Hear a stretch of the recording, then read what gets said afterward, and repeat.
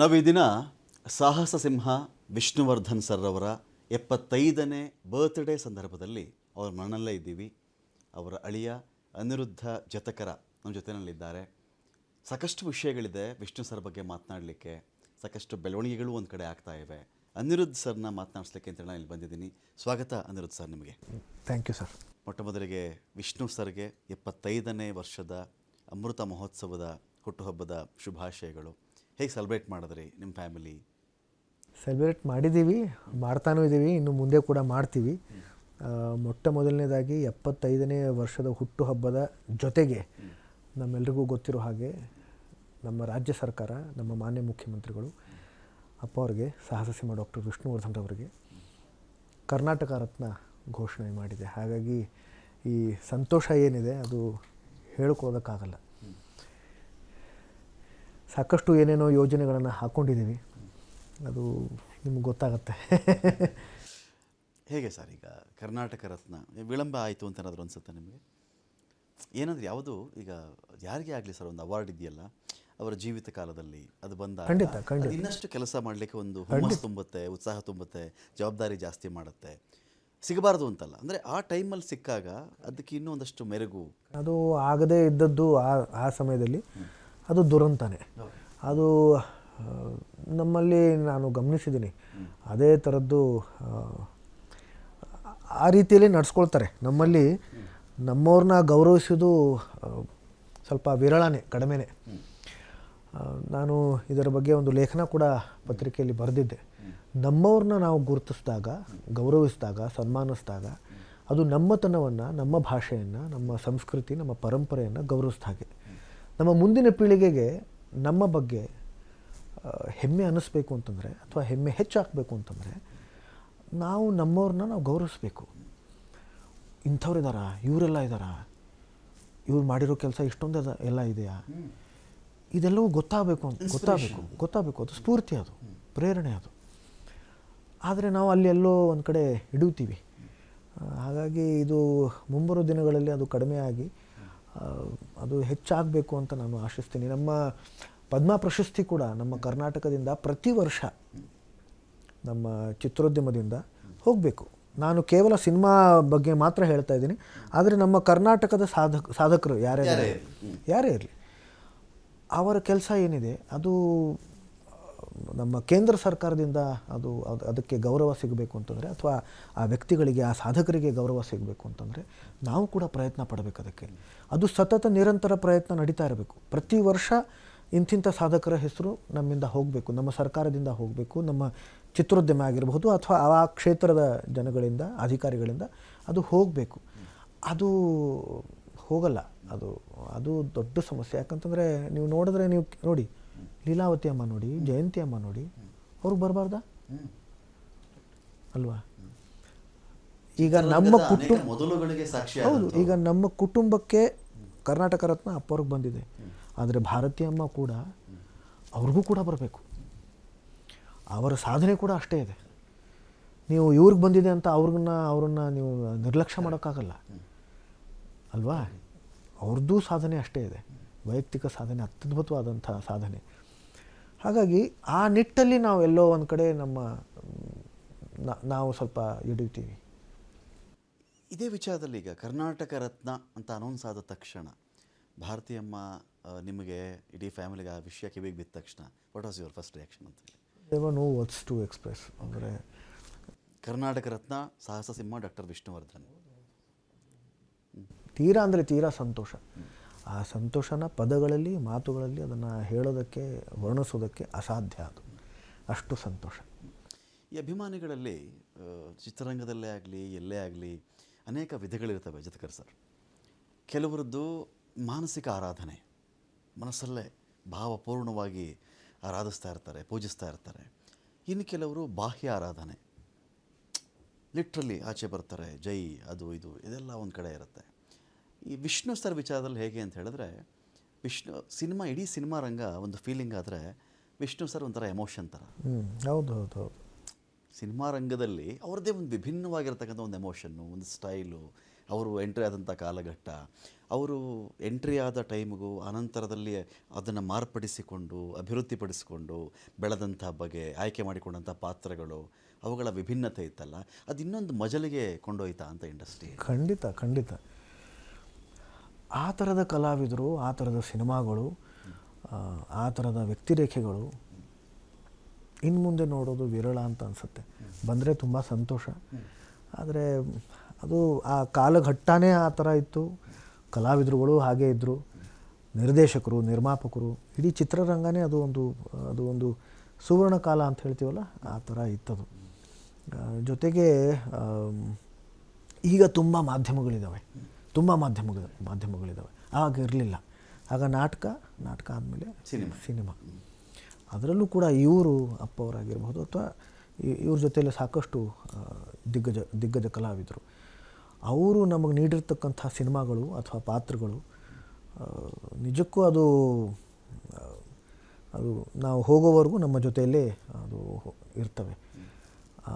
ಪಾತ್ರಗಳಾಗಿರ್ಬೋದು ಅಥವಾ ಅವರ ಹಾಡುಗಳಾಗಿರ್ಬೋದು ಅಥವಾ ಜೀವನದಲ್ಲಿ ನಡ್ಕೊಂಡಿರೋ ರೀತಿ ಆಗಿರಬಹುದು, ಅದು ನಿಜಕ್ಕೂ ಅದು ಅನಿಸೋದಕ್ಕಾಗಲ್ಲ. ನಾನು ಹಾಗೆ ಯೋಚನೆ ಮಾಡ್ತಿರ್ತೀನಿ ಒಂದೊಂದ್ಸಲ.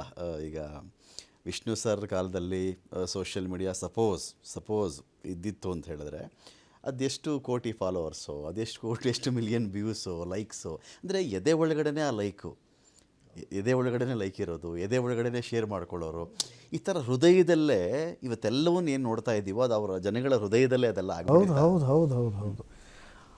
ತುಂಬ ಸತಿ ಅಂದ್ಕೊಳ್ತೀವಿ ಡಿಜಿಟಲ್ ಒಂದು ಫಾರ್ಮ್ಯಾಟ್ ಇರಲಿಲ್ಲ. ಜೊತೆಗೆ ನಾವು ನೋಡೋಕ್ಕೆ ಹೋದರೆ ಮೇಕಿಂಗ್ ಕೂಡ ನೀವು ನೋಡಿ, ಸಿಂಪಲ್ ಮೇಕಿಂಗ್ ಇತ್ತು ಒಂದು ದೃಷ್ಟಿಯಲ್ಲಿ. ಅದು ತುಂಬ ಅಂದರೆ ಅದ್ಭುತವಾದಂಥ ಸಿನಿಮಾಗಳನ್ನು ಮಾಡಿದ್ದಾರೆ, ಅದು ಬೇರೆ ವಿಷಯ. ಆದರೆ ಇವತ್ತಿನ ಮೇಕಿಂಗ್ ನೋಡಿದ್ರೆ ಇವತ್ತು ಡಿಜಿಟಲಿ ನೀವು ಏನು ಬೇಕಾದರೂ ಮಾಡ್ಬೋದು. ಆವಾಗ ತುಂಬ ಕಷ್ಟಪಟ್ಟು ಅವರು ಸಿನಿಮಾಗಳನ್ನು ಮಾಡಿದ್ದಾರೆ. ಆದರೆ ಆ ಸಿನಿಮಾಗಳು ಏನು ನಿಂತ್ಕೊಂಡಿದ್ದಾವಲ್ಲ ನಮ್ಮ ಮನಸ್ಸಲ್ಲಿ, ನಮ್ಮ ಹೃದಯದಲ್ಲಿ, ಅದು ಅದಕ್ಕೆ ಇನ್ನೊಂದು ವಿಷ್ಣು ಸರ್ಗೆ ಸಪೋಸ್ ಈ ಅವಾರ್ಡ್ ವಿಚಾರದಲ್ಲಿ ಅಥವಾ ಒಂದು ಬರ್ತ್ಡೇ ಅಂತ ಬಂದಾಗ ಅದನ್ನು ಹೇಗೆ ಅವರು, ಏಕೆಂದರೆ ಅವರ ಕಡೆ ಅವರ ಜೀವನದ ಸಂಧ್ಯಾಕಾಲ ಇನ್ನೂ ಸಮೀಪಿಸಿರಲಿಲ್ಲ, ಬಟ್ ಅವರು ಆಧ್ಯಾತ್ಮಿಕವಾಗಿ ತಾತ್ವಿಕವಾಗಿ ಒಂಥರ ಆ ದಿಕ್ಕಿನ ಕಡೆಗೆ ಅವರು ಯೋಚನೆ ಮಾಡೋಕ್ಕೆ ಶುರು ಮಾಡಿಬಿಟ್ಟಿದ್ರು. ಹಾಗಾಗಿ ಅದನ್ನು ಸ್ಥಿತಪ್ರಜ್ಞತೆ ಅಂತ ಕರೀತಾರೆ.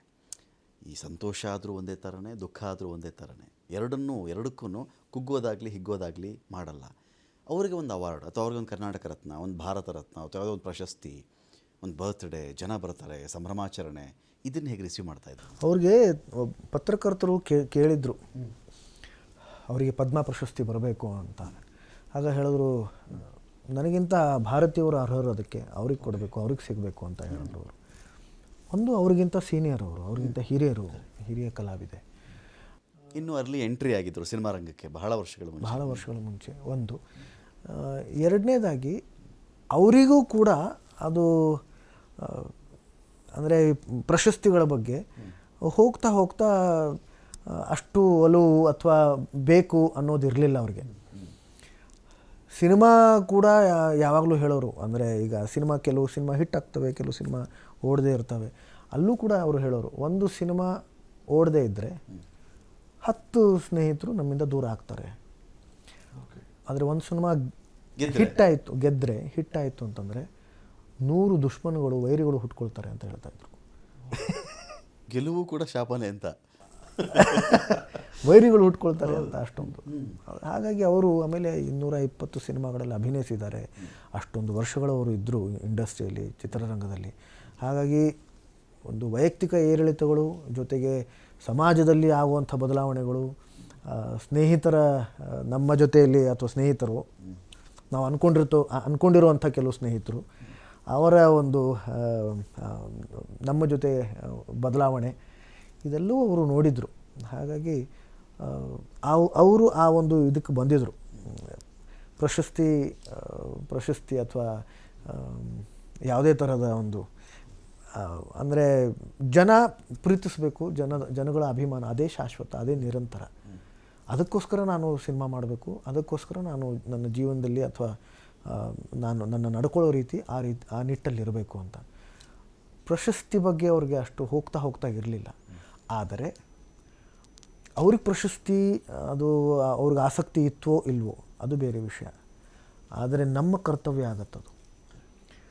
ನಾನು ಒಬ್ಬ ಚಿತ್ರರಂಗದ ವ್ಯಕ್ತಿ ಅಥವಾ ನಾನು ಅವ್ರ ಅಳಿಯ ಅಂತ ಇರಬಹುದು, ಅಥವಾ ಒಬ್ಬ ಸಾಮಾನ್ಯ ಕನ್ನಡಿಗ ಅಂತ ಅಂದ್ಕೊಳ್ಳಿ.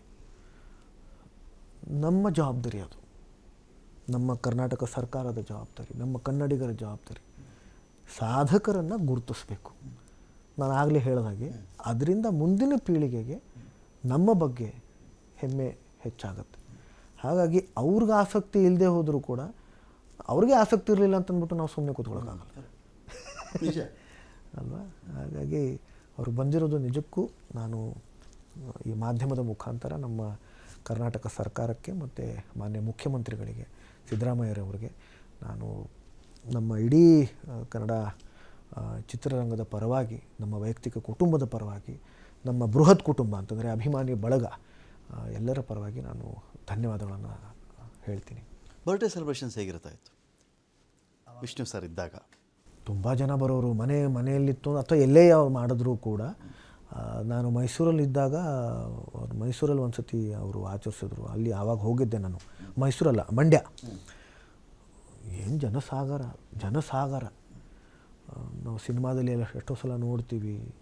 ಆ ಥರ ಜನಸಮೂಹ ಸೇರೋದಿದೆಯಲ್ಲ ಒಬ್ಬ ಕಲಾವಿದನಿಗೋಸ್ಕರ, ಅದು ನೋಡಿ ಸಂತೋಷ ಪಡಬೇಕು. ನಿಜಕ್ಕೂ ಅವ್ರು ಅದನ್ನು ಅವ್ರ ಸಂಪಾದನೆ ಅದು. ಅವ್ರು ಯಾವಾಗಲೂ ಅದನ್ನೇ ಹೇಳೋರು, ನಾನು ಸಂಪಾದನೆ ಇದೆ ಅಂತ. ನಿಜಕ್ಕೂ ಆಮೇಲೆ ನೋಡಿ, ಈಗ 16 ವರ್ಷ ಆಯಿತು ಅವರು ಶಾರೀರಿಕವಾಗಿ ನಮ್ಮನ್ನು ಆಗಲಿ, ಆದರೂ ಕೂಡ ಅಷ್ಟೇ ಪ್ರೀತಿ, ಅಷ್ಟೇ ಒಂದು ಅಭಿಮಾನ, ಅಷ್ಟೇ ಅನ್ನೋದಕ್ಕಿಂತ ಇನ್ನೂ ಹೆಚ್ಚೇ ಆಗ್ತಾಯಿದೆ. ಎಷ್ಟೋ ಮಕ್ಕಳಿಗೆ, ಹುಡುಗರಿಗೆ ಇನ್ನೂ ಅಪ್ಪ ಅವರಿದ್ದಾಗ ಅವರು ಹುಟ್ಟೇ ಇರಲಿಲ್ಲ, ಆದರೂ ಕೂಡ ನಾವು ಅವ್ರ ಅಭಿಮಾನಿ ಅಂತ ಹೇಳ್ಕೊತಾರೆ. ಇದನ್ನು ನಾನು ಎಲ್ಲೂ ಕಂಡಿಲ್ಲ ನಾನಿದೆ. ಇವತ್ತು ಹಾಗೆ ನೋಡ್ತಿದ್ದೆ ನಾನು, ಎನಲ್ಲಿ ಒಂದಷ್ಟು ವಿಡಿಯೋಗಳನ್ನು ಮಾಡಿ ಸೋಷಿಯಲ್ ಮೀಡಿಯಲ್ಲಿ ಹಾಕ್ತಿದ್ರು. ಅಂದರೆ ವಿಷ್ಣು ಸರ್ ಅವರು ಬಾಲ್ಯದಿಂದ ಹೇಗಿದ್ದರು, ಬೇರೆ ಬೇರೆ ಪಾತ್ರಗಳಲ್ಲಿ ಸಾಹಸ ಸಿಂಹನಾಗಿ ಇದು ಮಾಡಿದ್ದು, ಅದೆಲ್ಲವನ್ನು ನೋಡ್ತಿದ್ದಾಗ ಕೆಲವು ಚಿತ್ರ, ಕೆಲವು ವ್ಯಕ್ತಿ ಮನಸ್ಸಿನಲ್ಲಿ ಬರ್ಕೊಂಡ್ಬಿಡ್ತಾರೆ ಚಿತ್ರಗಳನ್ನು, ಮನಸ್ಸಲ್ಲಿ ಪೇಂಟಿಂಗ್ ಮಾಡ್ತಾರೆ, ಅದನ್ನು ನಡೆಸೋಕ್ಕಾಗಲ್ಲ ಅಂಥೇಳಿ. ಅವ್ರ ಸಿನಿಮಾಗಳು ಬಂದಾಗ ಅದೇ ತಾದಾತ್ಮ್ಯತೆ, ತಲ್ಲೀನತೆ, ಅಷ್ಟೇ ಪ್ರೀತಿ, ಒಂದು ಹರ್ಷದಿಂದನೇ ಜನ ರಿಸೀವ್ ಮಾಡ್ತಾರೆ ಅದನ್ನು ಅಂಥೇಳಿ. ಅದೇ ನಾವು ನೋಡೇ ಇಲ್ಲ, ಈ ಥರದ್ದೊಂದು ಪ್ರೀತಿ ನೋಡಿಲ್ಲ. ಆಮೇಲೆ ಅಭಿಮಾನವನ್ನು ವ್ಯಕ್ತಪಡಿಸೋ ರೀತಿ ಇದೆ ಅಲ್ಲ, ನಾವು ಅಭಿಮಾನ ಸುಮಾರು ಜನಗಳ ಬಗ್ಗೆ ಇರುತ್ತೆ, ಆದರೆ ಅದನ್ನು ವ್ಯಕ್ತಪಡಿಸೋ ರೀತಿ ಕೂಡ ಇಷ್ಟೊಂದು ಬಾಹ್ಯ ರೂಪದಲ್ಲಿ, ಇಷ್ಟೊಂದು ಬೇರೆ ಬೇರೆ ಪ್ರಮಾಣದಲ್ಲಿ, ಬೇರೆ ಬೇರೆ ರೀತಿಯಲ್ಲಿ ತೋರಿಸ್ತಿರೋದಿದೆ ಅಲ್ಲ, ನಿಜಕ್ಕೂ ಅದಕ್ಕೆ ಪದಗಳಿಲ್ಲ. ಓಕೆ. ಇನ್ನೊಂದು ಕಡೆ ವಿಷ್ಣು ಸರ್ ಒಬ್ಬ ಅದ್ಭುತ ಮಿಮಿಕ್ರಿ ಕಲಾವಿದರು ಅಂತ, ಆದರೆ ಅವರು ತಮ್ಮ ಆತ್ಮೀಯ ವಲಯ ಏನಿದೆಯೋ, ಅತ್ಯಂತ ಆಪ್ತರೇನಿದ್ರೋ ಅವ್ರ ಬಳಿ ಮಾತ್ರ ಆ ಮಿಮಿಕ್ರಿ ಕಲೆ ಆಚೆ ತರ್ತಿದ್ರು, ಬಹಿರಂಗವಾಗಿ ಬಾಹ್ಯವಾಗಿ ಎಲ್ಲರದ್ರಗಡೆ ಇರಲಿಲ್ಲ ಅಂಥೇಳಿ. ಅದೊಂದು ತುಂಟ ವಿಷ್ಣುವರ್ಧನ್ ಅವರ ಆತ್ಮೀಯ ವಲಯದಲ್ಲಿ ಇದ್ದರು ಅಂತ. ಅವರಿದ್ದರು, ಅದನ್ನು ಅವ್ರ ನಿರ್ದೇಶಕರನ್ನ ನೀವು ಕೇಳಿದ್ರೆ ಹೇಳ್ತಾರೆ.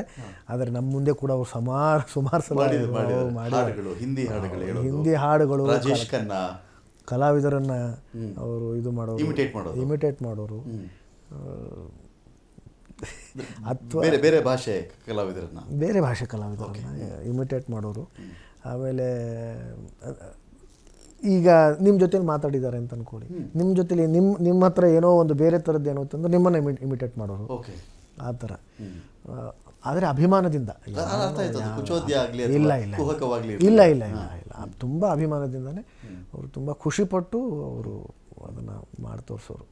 ಏನಾದರೂ ರಿಕಾಲ್ ಮಾಡ್ತಿದ್ದೀರಾ ಆಕಾರದ ಚಿತ್ರರಂಗದ ಬಗ್ಗೆ, ಅವ್ರು ಸೆಲೆಕ್ಟ್ ಆದಂಥ ವಿಚಾರದ ಬಗ್ಗೆ, ಪುಟ್ಟಣ್ಣ ಸರ್ ಬಗ್ಗೆ ಆಗಲಿ, ಇದರ ರಿಕಾಲ್? ಪುಟ್ಟಣ್ಣ ಸರ್ ಬಗ್ಗೆ ಅವ್ರು ತುಂಬಾ ಅಭಿಮಾನ, ಗೌರವ ಇತ್ತು, ತುಂಬಾ ಇತ್ತು. ಈಗ ನಾನು ಎಷ್ಟೋ ಸಲ ಹೇಳಿದ್ದೀನಿ ಅದನ್ನು ಸಂದರ್ಶನಗಳಲ್ಲಿ, ಸುಮಾರು ಜನಕ್ಕೆ ಗೊತ್ತಿಲ್ಲ ಅದು. ಆದರೆ ರಾಜ್ಕುಮಾರ್ ಅವ್ರ ಸಿನಿಮಾ ನಾವಿಬ್ಬರು ಕೂತ್ಕೊಂಡು ನೋಡಿದ್ದೀವಿ, ಸುಮಾರು ಸಿನಿಮಾಗಳನ್ನ ನೋಡಿದ್ದೀವಿ. ಅವರು ಅದನ್ನು ನೋಡಿ ಈ ಥರದ ಸಿನಿಮಾಗಳು ಇವಾಗ ಆಗೋದೇ ಇಲ್ಲ, ಯಾರ ಕೈಲೂ ಮಾಡೋಕ್ಕೂ ಆಗಲ್ಲ. ಸಿನಿಮಾಗಳು, ಪಾತ್ರಗಳು ಅದು ಅವರೇ ಮಾಡಬೇಕು, ನಾವು ನೋಡಬೇಕಷ್ಟೇ ಅಂತ ಸುಮಾರು ಸಲ ಹೇಳಿದ್ದುಂಟು. ಅವರು ತುಂಬ ಅಭಿಮಾನದಿಂದ ರಾಜ್ಕುಮಾರ್ ಅವ್ರ ಪಿಕ್ಚರ್ ನೋಡೋರು. ಆಮೇಲೆ ಹಿಂದಿ ಸಿನಿಮಾಗಳು ಕೂಡ ನಾವು ತುಂಬ ನೋಡಿದ್ದೀವಿ. ಹಿಂದಿ ಸಿನಿಮಾಗಳಾಗಿರ್ಬೋದು, ಹಿಂದಿ ಹಾಡುಗಳನ್ನು ನಾವು ಜೊತೆಯಲ್ಲೇ ತುಂಬ ಹಾಡಿದ್ದೀವಿ. ನೀವು ಹಾಡ್ತಿರ್ತೀರಿ ನಾವು karaoke ಅಲ್ಲಿ ಇಲ್ಲಿ? ಅದೇ ಆಮೇಲೆ ಹಿಂದಿ ಬಗ್ಗೆ ತುಂಬ ಅವ್ರಿಗೆ ಪ್ರೀತಿ ಇತ್ತು. ಹಿಂದಿ ಅಷ್ಟೇ ಅಲ್ಲ, ತಮಿಳು, ತೆಲುಗು, ಮಲಯಾಳಂ ಎಲ್ಲ ನಮ್ಮ ಭಾಷೆಗಳ ಬಗ್ಗೆ ಅವ್ರಿಗೆ ಒಲವು ಇತ್ತು. ಭಾಷೆಗಳು ಬರೋದು ಕೂಡ ಅವ್ರಿಗೆ ತುಂಬ ಚೆನ್ನಾಗಿ ಮಾತಾಡ್ತಾಯಿದ್ರು ಎಲ್ಲ ಭಾಷೆಗಳು ಅವರು. ಅದರ ಜೊತೆಗೆ ಹಿಂದಿ ಸಿನಿಮಾಗಳು ಕೂಡ ನನಗೆ ಹಿಂದಿ ಸಿನಿಮಾಗಳ ಒಲವು ಜಾಸ್ತಿ ಅನ್ನೋದಕ್ಕೋಸ್ಕರ ನನ್ನ ಜೊತೆಲಿ ಹಿಂದಿ ಸಿನಿಮಾ ಕೂಡ ಅವರು ತುಂಬ ನೋಡೋರು. ಅವರು ಹಿಂದಿ ಸಿನಿಮಾ ತುಂಬ ಅಂದರೆ ತುಂಬ ಇಷ್ಟ ಅವ್ರಿಗೆ. ಹಿಂದಿ ಸಿನಿಮಾ ಇಷ್ಟ, ಹಿಂದಿ ಹಾಡುಗಳು, ಮೊಹಮ್ಮದ್ ರಫಿ ಅಂದರೆ ತುಂಬ ಇಷ್ಟ ಅವ್ರಿಗೆ. ತುಂಬ ಹಾಡೋರು ಅವರು. ಅವರು ಒಬ್ಬರೇ ಇದ್ದರು ಅಂತಂದರೆ ಅವ್ರ ಮೇಲ್ಗಡೆ ರೂಮ್ ಇತ್ತು, ಅಲ್ಲಿ ಕ್ಯಾರಿಯೋಕೆ ಸಿಸ್ಟಮ್ ಇತ್ತು, ಅಲ್ಲಿ ಹಾಕ್ಕೊಂಡು ಹಾಡ್ತಾನೆ ಇರ್ತಾಯಿದ್ರು. ಅವರು ಹಾಡುಗಳು ಅಂದರೆ ಹುಚ್ಚು ಅವ್ರಿಗೆ, ತುಂಬ ಹುಚ್ಚು ಅವ್ರಿಗೆ. ತುತ್ತು ಅನ್ನ ತಿನ್ನೋಕೆ. ಇನ್ನೊಂದು ಕಡೆ ಇನ್ಫ್ಲೂಯೆನ್ಸ್, ನೀವು ನಟರಾಗಿ ಯಾವ ಥರ ಇನ್ಫ್ಲೂಯೆನ್ಸು ವಿಷ್ಣು ಸರ್ ಕಡೆಯಿಂದ ನಿಮಗೆ? ಒಬ್ಬ ವ್ಯಕ್ತಿಯಾಗಿ ಗುಣಗಳ ವಿಚಾರದಲ್ಲಿ ಅವರಿಂದ ನೀವು ಕಲಿತದ್ದು, ಇನ್ಫ್ಲೂಯೆನ್ಸ್ ಆಗಿತ್ತು? ಸಾಕಷ್ಟಿದೆ. ಅದು ಪಟ್ಟಿ ಮಾಡಿ ಹೇಳೋದಕ್ಕೆ ತುಂಬ ಕಷ್ಟ ಆಗುತ್ತದು. ನಮ್ಮ ತಂದೆ ತಾಯಿಯಿಂದ ನಾವು ಏನು ಕಲಿತೀವಿ, ಏನೇನು ಕಲ್ತಿದ್ದೀವಿ ಅಂತಂದರೆ ದೊಡ್ಡ ಲಿಸ್ಟೇ ಇರುತ್ತೆ, ದೊಡ್ಡ ಪಟ್ಟಿ ಇರುತ್ತೆ. ಅದನ್ನು ಒಂದೊಂದು ಎರಡೆರಡು ಹೇಳೋಕ್ಕಾಗಲ್ಲ. ಆದರೆ ಒಬ್ಬ ಕಲಾವಿದನಾಗಿ ಅವರು ಅಷ್ಟೊಂದು ಸಿನಿಮಾಗಳು ಮಾಡಿದ್ರೂ ಕೂಡ ಹೊಸ ಸಿನಿಮಾ ಬಂದಾಗ, ಹೊಸ ವ್ಯಕ್ತಿರೇಖೆಯನ್ನು ರೂಪಿಸಬೇಕು ಅಂತ ಇದ್ದಾಗ ಅದರ ಹಿಂದೆ ಇರತಕ್ಕಂಥ ಶ್ರದ್ಧೆ ಆಗಿರಬಹುದು, ಅಥವಾ ಅದಕ್ಕೋಸ್ಕರ ಪಡ್ತಾ ಇರೋ ಪರಿಶ್ರಮ ಆಗಿರಬಹುದು, ಅದು ನಿಜಕ್ಕೂ ನೋಡಿ ಕಲಿಬೇಕು. ಯಾಕಂತಂದರೆ ಅಷ್ಟೊಂದು ಸಿನಿಮಾಗಳು ಈಗೇನಾಗುತ್ತೆ, ಎರಡೂ ನೋಡಬಹುದು. ತುಂಬ ಸಿನಿಮಾಗಳನ್ನು ಮಾಡಿದಾಗ, ಅಷ್ಟೊಂದು ಸಿನಿಮಾಗಳನ್ನು ಮಾಡಿದಾಗ ಎಲ್ಲೋ ಒಂದು ಕಡೆ ಇದು ಒಂದು ಪಾತ್ರ ಅನ್ನೋ ದೃಷ್ಟಿ ಕೂಡ ಬರಬಹುದೇನೋ. ಆದರೆ ಇಷ್ಟೊಂದು ಸಿನಿಮಾಗಳು ಮಾಡಿದ್ದೀನಿ, ಇದೊಂದು ವಿಭಿನ್ನವಾಗಿರಬೇಕು, ಜೊತೆಗೆ ನನ್ನ ಮೇಲೆ ಜವಾಬ್ದಾರಿ ಹೆಚ್ಚಿದೆ ಅನ್ನೋದರ ಅರಿವು ಇದ್ದಾಗ ಒಬ್ಬ ಕಲಾವಿದ ಅದನ್ನು ಪಾತ್ರ ನಿರ್ವಹಿಸೋದಿರ್ಬೋದು. ಎರಡೂ ಆಗ್ಬೋದು ಇದರಲ್ಲಿ. ಎರಡನೇದನ್ನು ನಾನೇನು ಹೇಳೋದ್ನಲ್ಲ, ಅದು ಅಪ್ಪವ್ರದಿತ್ತು. ಪ್ರತಿಯೊಂದು ಪಾತ್ರ ಬೇರೆ, ಪ್ರತಿಯೊಂದು ಸಿನಿಮಾ ಬೇರೆ. ಹಾಗಾಗಿ ಅದರ ಹಿಂದೆ ಇರತಕ್ಕಂಥ ಪರಿಶ್ರಮ ಇದೆಯಲ್ಲ, ಅದು ನಿಜಕ್ಕೂ ನೋಡಿ ಕಲಿಬೇಕು. ಅಂತಂದರೆ ಇದು ಹೊಸ ಸಿನಿಮಾ, ಹೊಸ ಪಾತ್ರ, ಹೊಸ ದಿನ, ಹೊಸ ಪರೀಕ್ಷೆ ಅನ್ನೋ ದೃಷ್ಟಿಯಲ್ಲೇ ಇದ್ದರು ಅವರು. ಸಿನಿಮಾ ಬಿಡುಗಡೆ ಆಗ್ತಿರ್ಬೇಕಾದ್ರೂ ಕೂಡ ಅವ್ರಿಗೆ ಅದೇ ಥರ. ಈಗ ಸಪೋಸ್ ನೀವು ಅವತ್ತಾನ ಸೆಟ್ಗೆ ಹೋಗಿದ್ದರೆ, ಅವ್ರ ಸಿನಿಮಾ ಶೂಟಿಂಗ್ನ ಸೆಟ್ಗೆ ಹೋಗಿದ್ದರೆ, ಅಥವಾ ಒಂದು ಸಿನಿಮಾಗೆ ಅವರು ರೆಡಿಯಾಗಿ ಮನೆಯಿಂದ ಆಚೆ ಹೋಗಬೇಕಾದ್ರೆ ಏನು ಪ್ರಿಪ್ರೇಷನ್ ಅಂದರೆ ಯಾವ ಥರ?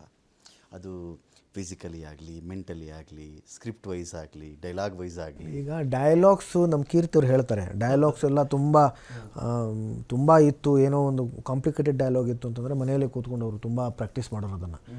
ಆಮೇಲೆ ದೊಡ್ಡ ನಟ ಇದ್ದೀನಿ ಅಲ್ಲೇ ಮಾಡಿಬಿಡ್ತೀನಿ, ಇಲ್ಲ ಮನೆಯವ್ರು ಕೂತ್ಕೊಂಡು ಪ್ರಾಕ್ಟೀಸ್ ಮಾಡಿ ಆಮೇಲೆ ಬಂದು ಆಯಿತು, ಚೆನ್ನಾಗಾಯಿತು ಅಂತ ಎಲ್ಲ ಹೇಳ್ಕೊಂಡಿದ್ದಾರೆ ಅವರು.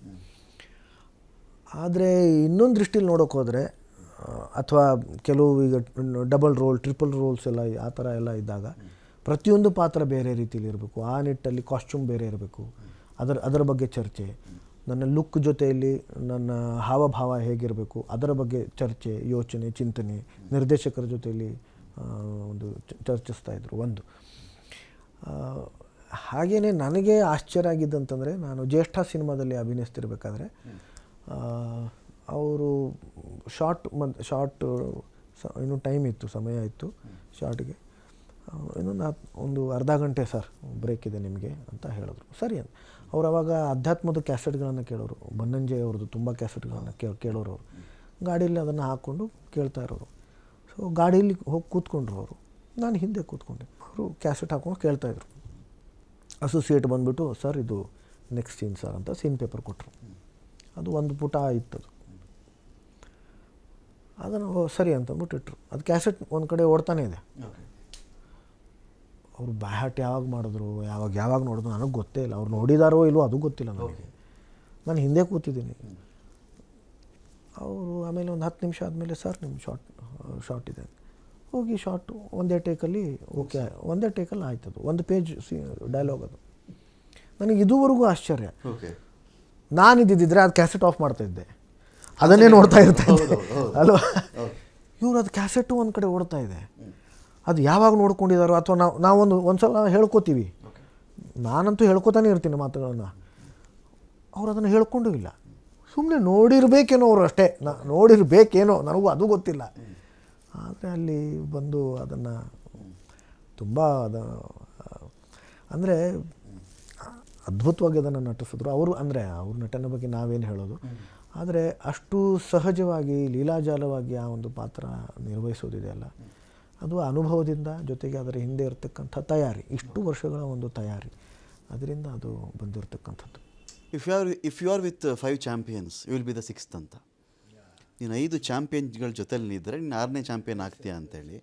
ಬಟ್ ನೀವು ಯಾರ ಜೊತೆ ಇದ್ದರೋ ಅವರು 100 ಚಾಂಪಿಯನ್ಗೆ ಸಮ ಇದ್ದರು ಒಬ್ಬರೇ ವ್ಯಕ್ತಿ. ಹೌದು. ಹಾಗಾಗಿ ಅನಿರುದ್ಧ ಅವ್ರ ಮೇಲೆ ವಿಷ್ಣು ಸರ್ ಇನ್ಫ್ಲೂಯೆನ್ಸ್ ಇದ್ದಿಲ್ಲ. ಅದು ನಡೆನೋ, ನುಡಿನೋ, ಭಾಷೆನೋ, ಒಂದು ಭಾಷೆಯನ್ನು ಬಳಸ್ತಕ್ಕಂಥ ಪರಿನೋ, ನಿಂತ್ಕೊಳ್ಳೋದು, ಕೂತ್ಕೊಳ್ಳೋದು, ನೋಡೋದು, ಅನಿರುದ್ಧ ಅವ್ರ ಮೇಲೆ ಅದಿದೆ.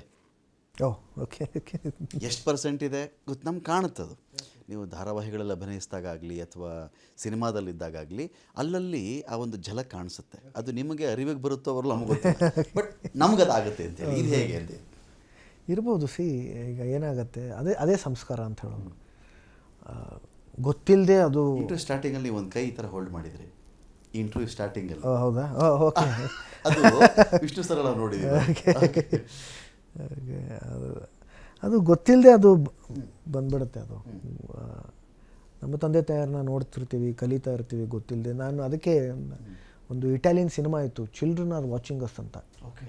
ಸೊ ಅದು ತುಂಬ ಜವಾಬ್ದಾರಿ, ನಮ್ಮ ಮೇಲೆ ತುಂಬ ದೊಡ್ಡ ಜವಾಬ್ದಾರಿ. ಅದು ಮಕ್ಕಳು ನಮ್ಮನ್ನು ಗಮನಿಸ್ತಾ ಇದ್ದಾರೆ ಅನ್ನೋದು. ನಾವೇನು ಹೇಳ್ತೀವಿ ಅದು ಕೇಳಲ್ವಂತೆ, ನಾವೇನು ಮಾಡ್ತೀವಿ ಅದನ್ನು ಮಾಡ್ತಾರಂತವ್ರು.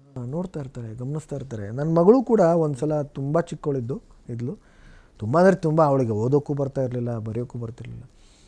ಅವಳು ದೊಡ್ಡ ಒಂದು ಪುಸ್ತಕ ಇಟ್ಕೊಂಡು ಸುಮ್ಮನೆ ಹಿಂಗೆ ನೋಡ್ತಾ ಕೂತಿದ್ಲು. She was copying me. So ನಾವೇನು ಮಾಡ್ತೀವಿ ಅನ್ನೋದು ಅವ್ರು ಗಮನಿಸ್ತಾ ಇರ್ತಾರೆ. ಹಾಗೆ ನೋಡ್ದೇನೆ ನಾವು ಹೀಗೆ ಮಾಡಬೇಕು, ನಡೀರಿ ಮಾಡೋಣ ಅಂತ ಇರಲ್ಲ. ಅದು ತನ್ನಷ್ಟಿಗೆ ತಾನೇ ಅದು ಬರುತ್ತೆ. ಆವಾಹನೆ, ಪರಕಾಯ ಪ್ರವೇಶ ಅವರೇ ಎಷ್ಟೋ ಸಲ ಮಾಡಿಸ್ತಾರೆ. ನಾನು ಎಷ್ಟೋ ಸತಿ ಅಂದ್ಕೊಳ್ತೀನಿ, ಈಗ ಜೊತೆಯಲ್ಲಿ ಅಷ್ಟೊಂದು ಹಿಟ್ಟಾಯಿತು. ನಾನು ಯಾವಾಗಲೂ ಅಂದ್ಕೊಳ್ತೀನಿ, ಅದನ್ನು ನಾನು ಮಾಡಿದ್ದಲ್ಲ, ಅದು ಭಗವಂತನ ಜೊತೆಯಲ್ಲಿ ಅಪ್ಪವರು ನನ್ನ ಕೈಲಿ ಅದನ್ನು ಮಾಡಿಸಿದ್ದು ಅಂತ. ಯಾಕಂತಂದರೆ ಅಷ್ಟೊಂದು ಪ್ರೀತಿ ಸಿಗೋದಿದೆ ಅಲ್ಲ, ಅದು ನನ್ನಿಂದ ಅಸಾಧ್ಯ. ಚಿಕ್ಕ ಮಕ್ಕಳಿಂದ ಹಿಡಿದು ಹಿರಿಯರು ಅಷ್ಟೊಂದು ಪ್ರೀತಿಸೋದು ಅದು ನನ್ನಿಂದ ಹೇಗೆ ಸಾಧ್ಯ? ಅದನ್ನು ಅವರು ಮಾಡಿಸಿತ್ತು.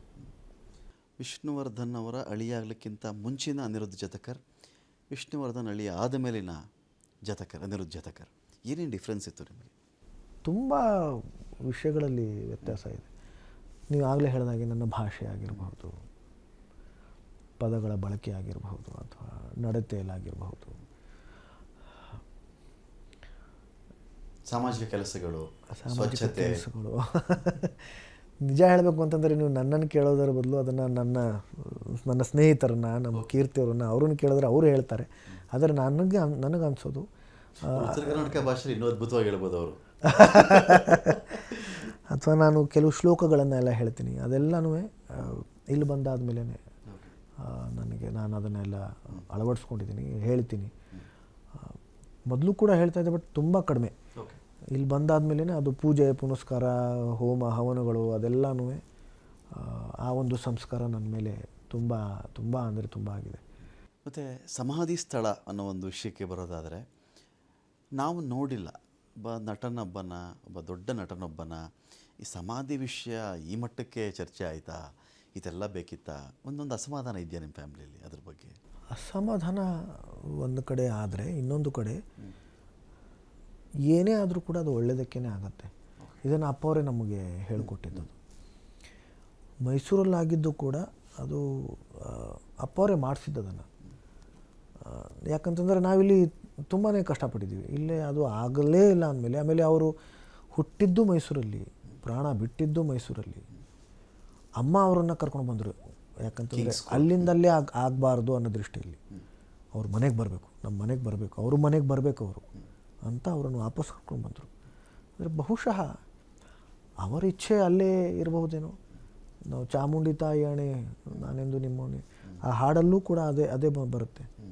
ಇನ್ನೆಲ್ಲ ಜನ್ಮದಲ್ಲೂ ಹುಟ್ಟೋದು ಇಲ್ಲೇನೆ ಅಂತ. ಹಾಗಾಗಿ ಚಾಮುಂಡಿ ತಾಯಿ ಕಾಲು ಕೆಳಗಡೆನೇ ಇದ್ದಾರೆ, ಅವರು ಪಾದದ ಕೆಳಗಡೆನೇ ಇದ್ದಾರೆ ಅಲ್ಲಿ. ಬಹುಶಃ ಅವ್ರ ಇಚ್ಛೆ ಅದು ಆಗಿರಬಹುದು. ಇನ್ನೊಂದು ಕಡೆ ವಿಷ್ಣು ಸರ್ಗೆ ಅಭಿಮಾನಿಗಳ ಸೇನೆನೇ ಇದೆ. ಅಭಿಮಾನಿಗಳ ಸೇನೆ ಇದೆ, ಅವರೇನೋ ಮಾಡಲಿಕ್ಕೆ ಹೊರಟಿದ್ದಾರೆ. ಅಭಿಮಾನದ ಒಂದು ಕ್ಷೇತ್ರ ಮಾಡ್ತೀವಿ ನಾವು ಅಂತ ಹೊರಟಿದ್ದಾರೆ. ಸುದೀಪ್ ಅವರು ಕೈ ಜೋಡಿಸ್ತಾ ಇದ್ದಾರೆ, ಖೇಣಿ ಅವರು ಕೈ ಜೋಡಿಸ್ತಾ ಇದ್ದಾರೆ, ವೀರಕಪುತ್ರ ಶ್ರೀನಿವಾಸ್ ಅವರು, ಕರವೇ ನಾರಾಯಣಗೌಡರು ಏನೋ ಒಂದೊಂದು ಯೋಜನೆ ಒಂದು ಬ್ಲೂ ಪ್ರಿಂಟ್ ಮಾಡಿ ಇಟ್ಕೊಂಡಿದ್ದಾರೆ. ಅಮೃತ ಶಿಲೆಯಲ್ಲಿ ವಿಷ್ಣು ಸರ್ ಪ್ರತಿಮೆ ಇರಬೇಕು, ಮಧ್ಯಾಹ್ನ ಒಂದು 2 ಗಂಟೆ ವೇಳೆಗೆ ಅದರ ಮೇಲೆ ಬೆಳಕು ಬೀಳೋ ಥರ ಏನೋ ಪ್ಲ್ಯಾನ್ ಇದೆ. ನಾವು ಯಾವ ಸ್ಥಳ ಎಲ್ಲಿ ಮಾಡ್ತಾಯಿದ್ವಿ ಈಗಲೇ ರಿವೀಲ್ ಮಾಡೋಕ್ಕೆ ಹೋಗಲ್ಲ ನಾವು, ಈಗಲೇ ನಾವು ಹೇಳಲ್ಲ. ನಿವೃತ್ತ ನ್ಯಾಯಮೂರ್ತಿಗಳು ಇದರಲ್ಲಿ ಹಣಕಾಸಿನ ವಿಚಾರದ ಬಗ್ಗೆ ಗಮನ ಹರಿಸ್ತಾ ಇದ್ದಾರೆ, ಇದೆಲ್ಲ ಹೇಳ್ತಿದ್ದಾಗ ಏನು ಅನಿಸುತ್ತೆ ನಿಮಗೆ? ಸಂತೋಷನೇ. ಅಪ್ಪವ್ರ ಬಗ್ಗೆ ಯಾರೇ ಏನೇ ಮಾಡಿದ್ರು ಕೂಡ ಸಂತೋಷನೇ, ತುಂಬ ಸಂತೋಷ. ಒಂದೆಲ್ಲ ಪ್ಲ್ಯಾನು ಎಲ್ಲ ರಿವೀಲ್ ಮಾಡ್ತಾಯಿದ್ರು, ಅದನ್ನು ಹೇಳ್ತಾಯಿದ್ರು, ಪೂರ್ತಿ ಹೇಳಲಿಲ್ಲ ಅವರು, ಅದ್ರ ಬಗ್ಗೆ ಪೂರ್ತಿ ಹೇಳಲಿಲ್ಲ ಅಂತೇಳಿ. ಕ್ರಿಕೆಟ್ ಅನ್ನೋ ವಿಷಯಕ್ಕೆ ಬಂದಾಗ ಅದು ವಿಷ್ಣುವರ್ಧನ್ ಸರ್ ಮತ್ತು ಕ್ರಿಕೆಟ್ನ ಬೇರ್ಪಡಿಸಿ ನೋಡೋಕ್ಕಾಗಲ್ಲ. ನೀವು ಆಡಿದ್ದೀರಾ ಅವ್ರ ಜೊತೆ ಕ್ರಿಕೆಟ್ ಆಡಿರೋದು? ಅವ್ರ ಜೊತೆಲಿ ಸುಮಾರು ಆಡಿದ್ದೀನಿ ನಾನು. ಲೆಫ್ಟ್ ಆರ್ಮ್ ಲೆಗ್ ಸ್ಪಿನ್ನರ್ ಅನ್ಸುತ್ತೆ. ಹೌದು. ಆಮೇಲೆ ರೈಟ್ ಬ್ಯಾಟ್ಸ್ಮನ್ ಅವರು, ರೈಟ್ ಹ್ಯಾಂಡ್ ಬ್ಯಾಟ್ಸ್ಮನ್ ಅವರು. ಕ್ರಿಕೆಟ್ ಸ್ನೇಹಲೋಕ ಕ್ರಿಕೆಟ್ ತಂಡನೇ ಶುರು ಮಾಡಿದರು ಅವರು. ಸ್ನೇಹಲೋಕ ಕ್ರಿಕೆಟ್ ತಂಡ ಆಮೇಲೆ ಸ್ನೇಹಲೋಕ ಕ್ಯಾರಿವಿಕೆ ಕ್ಲಬ್ ಇದೆರಡೂ ಶುರು ಮಾಡಿದ್ರು. ನಾನು ಓದಿದ ಕಾಲೇಜ್ ಗ್ರೌಂಡಲ್ಲೇ ಸರ್ವ್ ಆಡ್ತಾಯಿದ್ರು. ಎಲ್ಲಿ ಅಂದರೆ ನಾವು ಯಾವ ಕಾಲೇಜಲ್ಲಿ ಓದಿದ್ವಲ್ಲ, ಆಮೇಲೆ ಕ್ರಿಕೆಟ್ಗೆಲ್ಲ ಇವ್ರು ಇದಾದ್ರಾಗ ನ್ಯಾಷನಲ್ ಕಾಲೇಜ್. ಹೌದಾ? ಓಕೆ ಓಕೆ, ಸರಿ ಸರಿ ಸರಿ ಸರಿ ಸರಿ. ಸೊ ಅಲ್ಲಿ ಸುಮಾರು ವರ್ಷ ಆಡಿದ್ದೀವಿ ನಾವು ಅಲ್ಲಿ. ತುಂಬ ಚೆನ್ನಾಗಿ ಆಡೋರು, ತುಂಬ ಪ್ಯಾಷನೇಟ್ಲಿ ಆಡೋರು ಅವರು. ಪ್ಯಾಷನ್ ಅಂತಂದರೆ ಸೋಲೋದೇ ಇಷ್ಟ ಇರಲಿಲ್ಲ ಅವ್ರಿಗೆ, ಇಷ್ಟನೇ ಇರಲಿಲ್ಲ ಅವ್ರಿಗೆ. ಅದ್ರ ಬಗ್ಗೆ ಮಾತು ಇಷ್ಟ ಇರ್ತಿರ್ಲಿಲ್ಲ ಅವ್ರಿಗೆ. ಅವ್ರು ಮ್ಯಾಚ್ ಒಂದು ಗೆಲ್ಲೇಬೇಕು ಅವರು. ನಾಳೆ ಏನಾದರೂ ಮ್ಯಾಚ್ ಇದೆ, ಬೇರೆಯವ್ರ ಜೊತೆಯಲ್ಲಿ ಏನಾದರೂ ಮ್ಯಾಚ್ ಇದೆ ಅಂತಂದರೆ ರಾತ್ರಿಯಲ್ಲಿ ನಿದ್ದೆ ಮಾಡ್ತಿರ್ಲಿಲ್ಲ ಅವರು. ಯಾವ ಥರ ಆಡಬೇಕು, ಯಾವ ಥರ ಸೋಲಿಸ್ಬೇಕು ಅವ್ರನ್ನ ಅಂತ ಅಷ್ಟೇ, ಗೆಲ್ಲೇಬೇಕು ಅಂತ. ಕ್ರಿಕೆಟ್ ಬಗ್ಗಿನ ಅಭಿಪ್ರಾಯಗಳು, ಸಪೋಸ್ ಇಂಡಿಯಾ ಮ್ಯಾಚ್ ಅಂತ ವಿಷಯ, ಗೆಲ್ಲೇಬೇಕು, ಇಂಡಿಯಾನೇ ಗೆಲ್ಲಬೇಕು ಅವ್ರಿಗೆ ಇಂಡಿಯಾ ಗೆಲ್ಲೇಬೇಕು. ಹೀಗೆ ಮಾಡಬಾರ್ದಾಗಿತ್ತು, ಹೀಗೆ ಮಾಡಿದರೆ ಚೆನ್ನಾಗಿರುತ್ತೆ, ಅದ್ರ ಬಗ್ಗೆ ಚರ್ಚೆ ಇದ್ದೇ ಇರಬಾರ್ದಾಗಿತ್ತು, ಡೌನ್ ದ ಲೈನ್. ಕೋಪಿಸ್ಕೊಳ್ಳೋರು ಏನಾದರೂ ಸೋತ್ಬಿಟ್ವಿ ಅಂತಂದರೆ ತುಂಬ ಕೋಪಿಸ್ಕೊಳ್ಳೋರು, ಬೇಜಾರು ಮಾಡ್ಕೊಳ್ಳೋರು, ಎಲ್ಲಾದರೂ ಹೊರಗಡೆ ಹೊರಟೋಗೋರು. ಅವ್ರಿಗೆ ಆಗ್ತಿರ್ಲಿಲ್ಲ ಅವ್ರಿಗೆ ನಾನು ಹೇಳಿದ್ನಲ್ಲ, ಗೆಲ್ಲೇಬೇಕು ಅವ್ರಿಗೆ. ನಮ್ಮ ಇಂಡಿಯಾ ಅಂತಂದರೆ ಇಂಡಿಯಾ ಬಗ್ಗೆ ಅಷ್ಟು ಅವ್ರಿಗೆ, ನಮ್ಮ ದೇಶದ ಬಗ್ಗೆ ಅಂತೂ ತುಂಬ ಅಂದರೆ ತುಂಬ ಅಭಿಮಾನ ಅವ್ರಿಗೆ. ಏನೇ ಇದ್ದರೂ ನಮ್ಮ ದೇಶ ಚೆನ್ನಾಗಾಗಬೇಕು ಅಷ್ಟೇ. ಅವರಿಲ್ಲದ ಒಂದು ಸಂದರ್ಭ 15-16 ವರ್ಷಗಳು ಉರುಳು ಹೋಯಿತು, 1.5 ದಶಕ ಉರುಳು ಹೋಗಿದೆ. ಈಗಿನ ಖಾಲಿತನ ಅಥವಾ ಒಂದು ವ್ಯಾಕ್ಯೂಮ್ ಏನು ನಾವು ಕರಿತಿದ್ದೀವಲ್ವ, ಇದನ್ನು ಮನೆಯವರೆಲ್ಲ ಸರಿದೂಗಿಸ್ಕೊಂಡು ಹೋಗ್ತಿರೋದು ಹೇಗೆ? ಯಾವ ಥರ ಸ್ಫೂರ್ತಿ, ಯಾವ ಥರ ಆದರ್ಶ ಇಟ್ಕೊಂಡು ಮುನ್ನುಗ್ತಾ ಇದ್ದೀರಿ? ನೋಡಿ, ನಿಜ ಹೇಳಬೇಕು ಅಂತಂದ್ರೆ ತುಂಬ ಕಷ್ಟ ಅದು, ಮಾನಸಿಕವಾಗಿ ನಮಗೆ ತುಂಬ ಕಷ್ಟ ಅದು. ಅಂದರೆ ಸಿನಿಮಾಗಳ ಮುಖಾಂತರ ಅವರು ಜೀವಂತವಾಗಿದ್ದಾರೆ, ಅಥವಾ ನಮ್ಮಲ್ಲೇ ಅವರು ಜೀವಂತವಾಗಿದ್ದಾರೆ. ಎಷ್ಟೋ ಬಾರಿ ನಾವು ಅದನ್ನು ಅನುಭವಿಸಿದ್ವಿ ಕೂಡ, ತುಂಬ ಸಲ ಅನುಭವಿಸಿದ್ವಿ. ಇದು ನಮ್ಮಿಂದ ಆಗೋದೇ ಆಗಲ್ವೇನೋ ಅಂತ ಬಂದಾಗಲೂ ಕೂಡ ಅವರು ಅದನ್ನು ಮಾಡಿಸ್ಕೊಂಡಿದ್ದಾರೆ ಕೆಲಸನ. ಆ ಕೆಲಸ ಅದು ಆಗಿದೆ. ಹಾಗಾಗಿ ಅವ್ರು ನಮ್ಮ ಜೊತೆಲೇ ಇದ್ದಾರೆ ಅನ್ನೋದಕ್ಕೆ ಅವರು ತುಂಬ ಸಲ ಅದನ್ನು ತೋರಿಸ್ಕೊಟ್ಟಿದ್ದಾರೆ. ಆದರೆ ಎಷ್ಟೋ ಸಲ ಏನಾಗುತ್ತೆ, ಈಗ ಮಕ್ಕಳು ದೊಡ್ಡವರಾಗ್ತಾಯಿದ್ದಾರೆ, ಈ ಸಮಯದಲ್ಲಿ ಅವ್ರು ಇರಬೇಕಾಗಿತ್ತು ಅಂತ. ಅಂದರೆ ಅವ್ರಿಗೂ ಮಕ್ಕಳು ಸಹವಾಸ ಸಿಗಲಿಲ್ಲ ಜಾಸ್ತಿ. ಮಕ್ಕಳಿಗೂ ಅವ್ರ ಸಹವಾಸ, ಚಿಕ್ಕವರಿದ್ದರು, ಮಕ್ಕಳಿಗೂ ಅವ್ರ ಸಹವಾಸ ಜಾಸ್ತಿ ಸಿಗಲಿಲ್ಲ. he deserved it. He deserved to be with them, and even they also deserve to be with him. ಅದು ನೋಡಿದಾಗ ಅದು ನಮಗೆ ತುಂಬ ಬೇಜಾರಾಗತ್ತೆ. ಇರಬೇಕಾಗಿತ್ತು, ಅವರು ನೋಡಬೇಕಾಗಿತ್ತು, ಇವ್ರ ಜೊತೇಲಿ ಇರಬೇಕಾಗಿತ್ತು, ಇವ್ರ ಜೊತೇಲಿ ಕಾಲ ಕಳಿಬೇಕಾಗಿತ್ತು ಅಂತ. ಅದು ತುಂಬ ಬೇಜಾರಾಗುತ್ತೆ. ಮಿಕ್ಕಿದ್ದು ಒಳ್ಳೆ ಸಿನಿಮಾ ನೋಡಿದಾಗ, ಒಳ್ಳೆ ಹಾಡನ್ನು ಕೇಳಿದಾಗ ಅದು ತುಂಬ ಸಲ ಅನಿಸುತ್ತೆ, ಅಪ್ಪ ಅವ್ರು ಇರಬೇಕಾಗಿತ್ತು, ನಮ್ಮ ಜೊತೇಲಿ ಇರಬೇಕಾಗಿತ್ತು, ಏನೋ ಹಂಚ್ಕೊಳ್ಳೋಕ್ಕೆ, ಹೇಳೋದಕ್ಕೆ, ನೋಡೋದಕ್ಕೆ ಜೊತೆಯಲ್ಲಿ. ಈ ಥರ ಅಂತೂ ಅನಿಸ್ತಾನೆ ಇರುತ್ತೆ. ಆದರೆ ಇದು ಅಂತೂ ತುಂಬಾ ಅದು ಸಂಕಟ ಆಗುತ್ತೆ. ಕೆಲವು ಮೂವಿಗಳ ವಿಚಾರದಲ್ಲಿ ಯಾವುದೋ ಒಂದು ಅಂಕಣ ಓದ್ತಿದ್ದೆ ನಾನು, ಹಿರಿಯ ಸಿನಿಮಾ ಪತ್ರಕರ್ತರು ಬರೆದಂಥ ಅಂಕಣ ಅದು. ಕೆಲವು ಸಿನಿಮಾಗಳ ವಿಚಾರದಲ್ಲಿ ವಿಷ್ಣು ಸರು ಆ ಕಥೆಗೋ ಇನ್ನೊಂದಕ್ಕೋ ಅದಕ್ಕಿಂತ ಹೆಚ್ಚಾಗಿ ನಿರ್ಮಾಪಕನ ಕಾರಣಕ್ಕೆ ಇನ್ನೇನೋ ಸೋತು ಹೋಗಿದ್ದಾನೆ, ಇನ್ನೊಂದು ಮೂವಿ ಮಾಡಿಕೊಡೋಣ ಅನ್ನೋ ರೀತಿಯಲ್ಲಿ ಅನೇಕ ಮೂವಿಗಳನ್ನು ಮಾಡಿದ್ದಾರೆ ಅವರು. ಅವನನ್ನು ಗೆಲ್ಸೋಣ, ನಾನು ಎಷ್ಟೋ ಜನಗಳಿಂದ ದುಡ್ಡು ತೊಗೊಂಡಿಲ್ಲ ಅವರು. ಅದೇ, ಅವನೇನೋ ಸೋತಿದ್ದಾನೆ, ನಾನು ಅವನು ಗೆಲ್ಲಿಸ್ಬೇಕು. ಹೌದೌದು, ತುಂಬ ಮಾಡಿದ್ದಾರೆ ಆ ಥರ, ತುಂಬ ಅಂದರೆ ತುಂಬಾ ಮಾಡಿದ್ದಾರೆ ಆ ಥರ. ಅಲ್ಲ, ಅದಕ್ಕೆ ಹೇಳೋದು ನಾನು ಅವ್ರಿಗೆ. ಆಮೇಲೆ ದುಡ್ಡು ಕೂಡ ಜಾಸ್ತಿ ಕೊಡ್ತೀವಿ ಅಂತಂದರೆ ಅವರು ತೊಗೋತಾ ಇರಲಿಲ್ಲ.